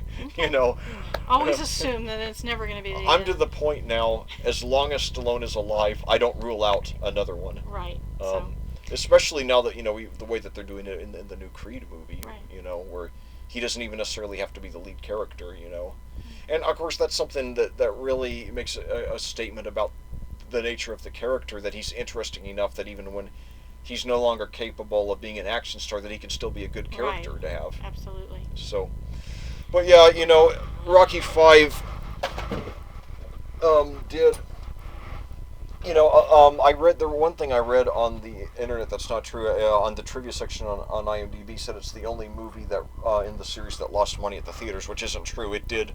It was the lowest grossing film of the series by far, in fact. Right. But it still made a healthy profit. It had a $42 million budget, took in $119 million worldwide, which, granted, that was only 40% as much as Rocky 4 did. So that's a pretty sharp decline, but still, I mean, they still grossed nearly 3 times the budget, which is not bad at all. No. And some of Stallone's later non-Rocky films did, such as Driven and Daylight, did take in big losses. But this one, nevertheless, because it didn't do that well. And by the way, it was expected to be the biggest box office hit of the Christmas season in 1990. It ended up getting beaten out by Home Alone. But nevertheless, it was, it still, did fairly well theatrically. It did very badly critically. I did recently find the Siskel and Ebert review of it. Siskel actually gave it a thumbs up, much to my surprise, because he had been initially less enthusiastic about the series than Ebert. Ebert did give it a thumbs down. And I know Ebert disliked Rocky 4 as well. I don't know about the others. I think he liked Rocky 2 pretty well. I don't know about the others, but anyway, though, the perceived, and notice I say the perceived failure of Rocky 5, I think was underscored just a few years ago when Sage Stallone and Tommy Morrison died only a year apart. And Sage Stallone died in 2012. His death was ruled a heart attack. And his autopsy was the autopsy report was actually released to the public, and there was a lot of speculation in the beginning that it was drug related, and Sylvester Stallone, understandably, asked the people not to speculate, which is fair, because there have been times like with Ricky Nelson, for example, with people who were presumed to have died in something drug related, which turned out not to be the case. To be right. But anyway, according to the coroner's report, Sage Stallone died of a heart attack that was caused by, and I apologize if I mess up on the pronunciation of this, atherosclerotic coronary artery disease. The first word is spelled ATHEROSCLEROTIC.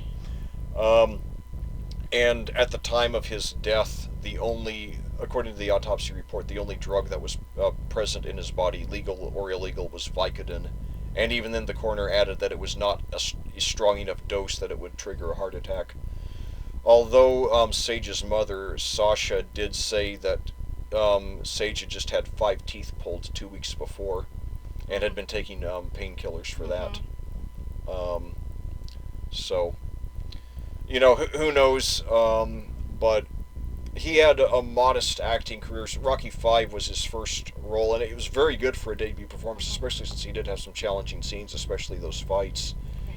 And, how much of his relationship with his father came over onto the big screen, I don't know. But he acted, he had a total of 12 IMDb credits. It was very sporadic from 1990 to 2010. Sometimes he would go years between credits. He did appear with his father one more time. That was in a 1996 action flick called Daylight, which I've never seen. It was sort of a bomb at the theaters. And he, like I said, he spent a lot of his adult life running a production company. He had actually been, at the time of his death, he was 36 when he died. He had been running a production company for 16 years that specialized in preserving and restoring old movies. Old movies, yes.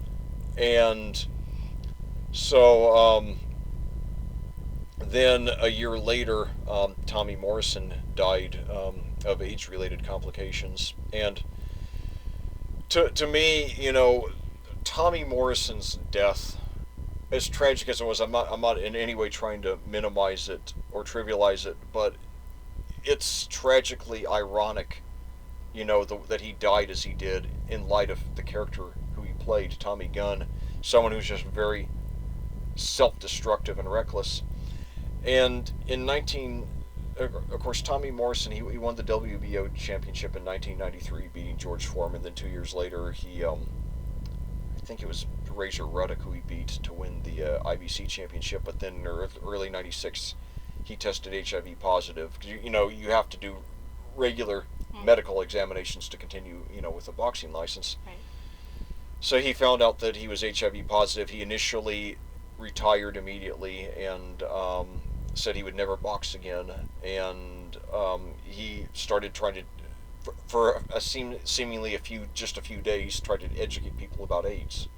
And he claimed that he was a promiscuous heterosexual man, and thought that because he was heterosexual, he thought he couldn't get AIDS. He wasn't the only one. No, he wasn't. Yeah. I gotta say, he wasn't the only one who thought that. Yeah. So then, within a few months, he was saying that he didn't have HIV after all, that it was a mistaken test, and he started trying to get, to resume his boxing career, and of course nobody would let him. And, apparently he found people who who would try to reason with him. Magic Johnson, who's been living with HIV for at least 24 years now, is still in great health. Reached out to Morrison. Morrison didn't want to hear it. And by 1998, Tommy and his wife at the time claimed, and I hope this doesn't step over the line of good taste, but they said in an interview that they were having unprotected sex. And whatever happened to her, I don't know. But then, he went to jail for a while. He had several arrests for drunk driving, drugs, weapons, several different things. He spent a total of 1.5 years, 2 years or so in prison. And then he got out, and, then he took a series of AIDS tests, and some of them actually tested negative, some tested positive. You got to wonder if he was tampering with the blood somehow. But he actually, then in 2007, he got licensed in West Virginia, had one small fight there and won it, and then another one a short time later in Mexico, but most boxing jurisdictions still would not license him. And then finally, and I saw you go up and look up Tommy Morrison interview on YouTube, you'll see a lot of interviews with him where he just goes on and on, talking about how AIDS is just a conspiracy, He was an AIDS denier, and there are people like that, And the thing is, when you have deniers of certain things, usually it's harmless, but when you're denying a disease that kills people, then, the stakes are higher, So Morrison obviously, lived in denial, and of course the thing is, one thing that life shows time and again is that reality always catches up with you. Sometimes it takes longer than others, but it caught up with them, and in 2013 on Labor Day weekend, he died. He had been bedridden for over a year. He was only 44 years old, which is my age. He left behind 4 children, and it's a shame, and that you think about if he had, because AIDS, I remember the early 80s. AIDS was a death sentence. I mean, right. they didn't know anything about it. It just exploded out of nowhere, and you got it, and you were usually dead in 2 or 3 years. Now people live with it for decades. They can't cure it, but they can control it. Yeah. And we're not only do people live, but they live with high qualities of life, where they have careers and they live very active, normal lives with it. And Morrison, could have done the same, like Magic Johnson has been doing, And so. Yeah, and I think it's one of those things. It's just the deaths of Stage Stallone and Tommy Morrison, just in a tragically ironic way, underscore the fact that this movie is perceived as a failure. And so, it's and I think. It's yet another stumbling block to people watching this movie and taking it seriously. And in all fairness, Stallone has perpetuated it, because several years ago in an interview with Jonathan Scott, I think his name is, Stallone was asked to rate the first 5 movies on a scale of 1 to 10 or 0 to 10. He gave Rocky, the original, 10. He gave Rocky 3 a 9. He gave 2 and 4 a 7.5. And he gave Rocky 5 0. And I can understand from this, being an artist, being an actor, sometimes you look at something that you think it could have been better, and you just automatically think, oh, that sucks, But if he were really being unbiased, how could he go and look at some of the father-son scenes and look at, like, the flashback scene with Mickey, or, some of the other, and even the boxing scenes, are very well choreographed, Yeah. I mean, there's things about it, and I would hope that he just didn't let what was popular opinion influence his rating. Yeah. Because, and especially, in situations where, he didn't want to have to argue with anybody or defend the movie, and everybody had already pretty much made it sound like it was a failure. Yeah. And if he'd given it a high mark or a higher mark, he probably would have ended up people trying to argue with him about it. That could be, and that's a thought. I mean, And keep in mind also that Stallone, around the time of the movie Rocky Balboa, he said it was a dark period of his life when he made Rocky 5, and I think you can see that it was, even though there are elements of hope that still come through, and especially in his relationship with his son, you know. Yeah. But, you know, his box office career was already on a downturn, especially since Rambo 3, another perceived failure. And then, you know, Rocky 5, you know, was another disappointment. And then he did have a big hit with Cliffhanger in 93, but other than that, throughout the 90s, he did not have a lot of box office success. He was no longer the type of guy where if his name's on the top of the poster, it's going to be a big hit, you know. And like I said, I mean, it was Spy Kids 3D was his only movie that was a big hit, and he wasn't even the lead actor in there, you know. And it's like, you know, sort of like, you know, how John Travolta, when he went through that downturn of his career, you know, he had a couple of hits with the Let's Who's Talking movies, but those aren't the kind of movies that are going to make people take you seriously as an actor again, you know. And so then, really, it was Rocky Balboa 16 years later after Rocky 5 that got people to really hold him in high regard again. And that was the movie that got the critics back on track. Right. And then, you know, he's had several, you know, fairly big hits since then. So, so we will be looking at Rocky Balboa next. Yeah, that will be the next one. So that'll conclude our preview of Creed, and then of course we're going to do a little supplemental piece on the Creed trailer, and then we're going to do the, of course we'll do Creed itself, you know, sometime after it comes out. And you know, who knows, you know, what other movies we'll squeeze in before and after. But so, what's your final summary on Rocky 5? You know, its quality and its place in the series. No, I think it has a place in the series. As I said at the beginning, I don't think it is nearly as bad as everybody led me to believe it was. It certainly, even before Sage Stallone's passing, you know, it was an opportunity, you know, now you have to say it's just about the opportunity to see him interacting with his son. Yeah. And I think, like I said, I think everybody needs to give it another look. I think so too, yeah.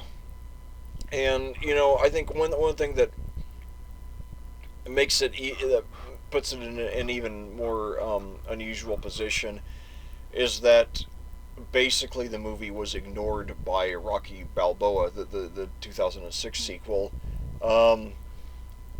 I mean, there were no flashbacks at all from Rocky 5 in that movie, and there was the reference to the home team, but really, my opinion, as we'll get into in the Rocky Balboa episode, is that I think Stallone was being intentionally ambiguous. I think he intentionally wrote Rocky Balboa so that it could be seen either as a direct sequel to 4 or 5. And because, I mean, you could see 4 and then skip over 5 and see 6, and there's nothing in 6 that wouldn't make that would like not make sense because of not having seen 5. Right. I mean, yeah, unless maybe you wonder where his fortune went. Yeah, but even then it had been 21 years, so I mean, yeah. a lot can happen to a fortune in 21 years, you know. Well, yeah, but instead of, without getting into another long thing, but instead of leaving the audience trying to speculate, you know, God gives you a definitive answer. Yeah, that's true, yeah. So, my closing thoughts, you know, even though this is my least favorite film of the 6, I still like it. I would still give it a thumbs up, you know, not by as much of a big margin as some of the others, but, you know, it's still, I recommend seeing it. And the way I put it, and this is something I told you recently, you know, in private, the 10 best moments of this film I would put up with the 10 best moments of any of the others. But the 10 worst moments are largely by themselves in series history, and I think it's those moments that really killed the entire movie in the eyes of a lot of people. Right.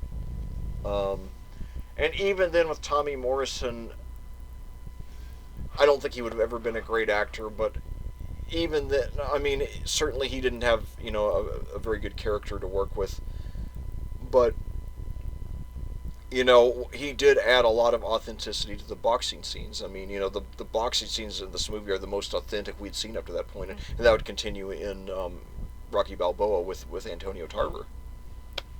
So they're Morrison is not obviously not the MVP of the series, but he wasn't a total washout either. And, what do you think? Or? No, I would say, well, because in all of the movies, the boxing scenes are not my favorites anyway. Okay, yeah. So it for me, if I'm always looking to the other scenes to make or break the movie for me, that's I think why I had a positive. I go into it expecting not to like the boxing aspect or the boxing storyline, and I look at the relationship story. Oh, I look at the whole thing, yeah. Right. So for me, that's how it was able to stand out and not be as terrible. And a lot of the a lot of the interaction. I think if you could like screen the movie, just removing the George Washington Duke character, and reducing the role of maybe have Tommy Morrison be the protege, but not have all the some of the pro wrestling type storylines. I think if you showed people a cut like that, I think people would like it a lot more. Right. Because there wouldn't be the the corniness to distract from the real serious scenes. Absolutely. So. All right. Well, in conclusion, do you have any last words, by the way? Okay. That was it. Yeah. Well, another great episode here. 5 down, 1 to go. So thanks for bearing with us all this time. We really had a lot to say about this one, and we set another record. Oh, no. So who knows how long we'll go for Rocky Balboa? But anyway, we will.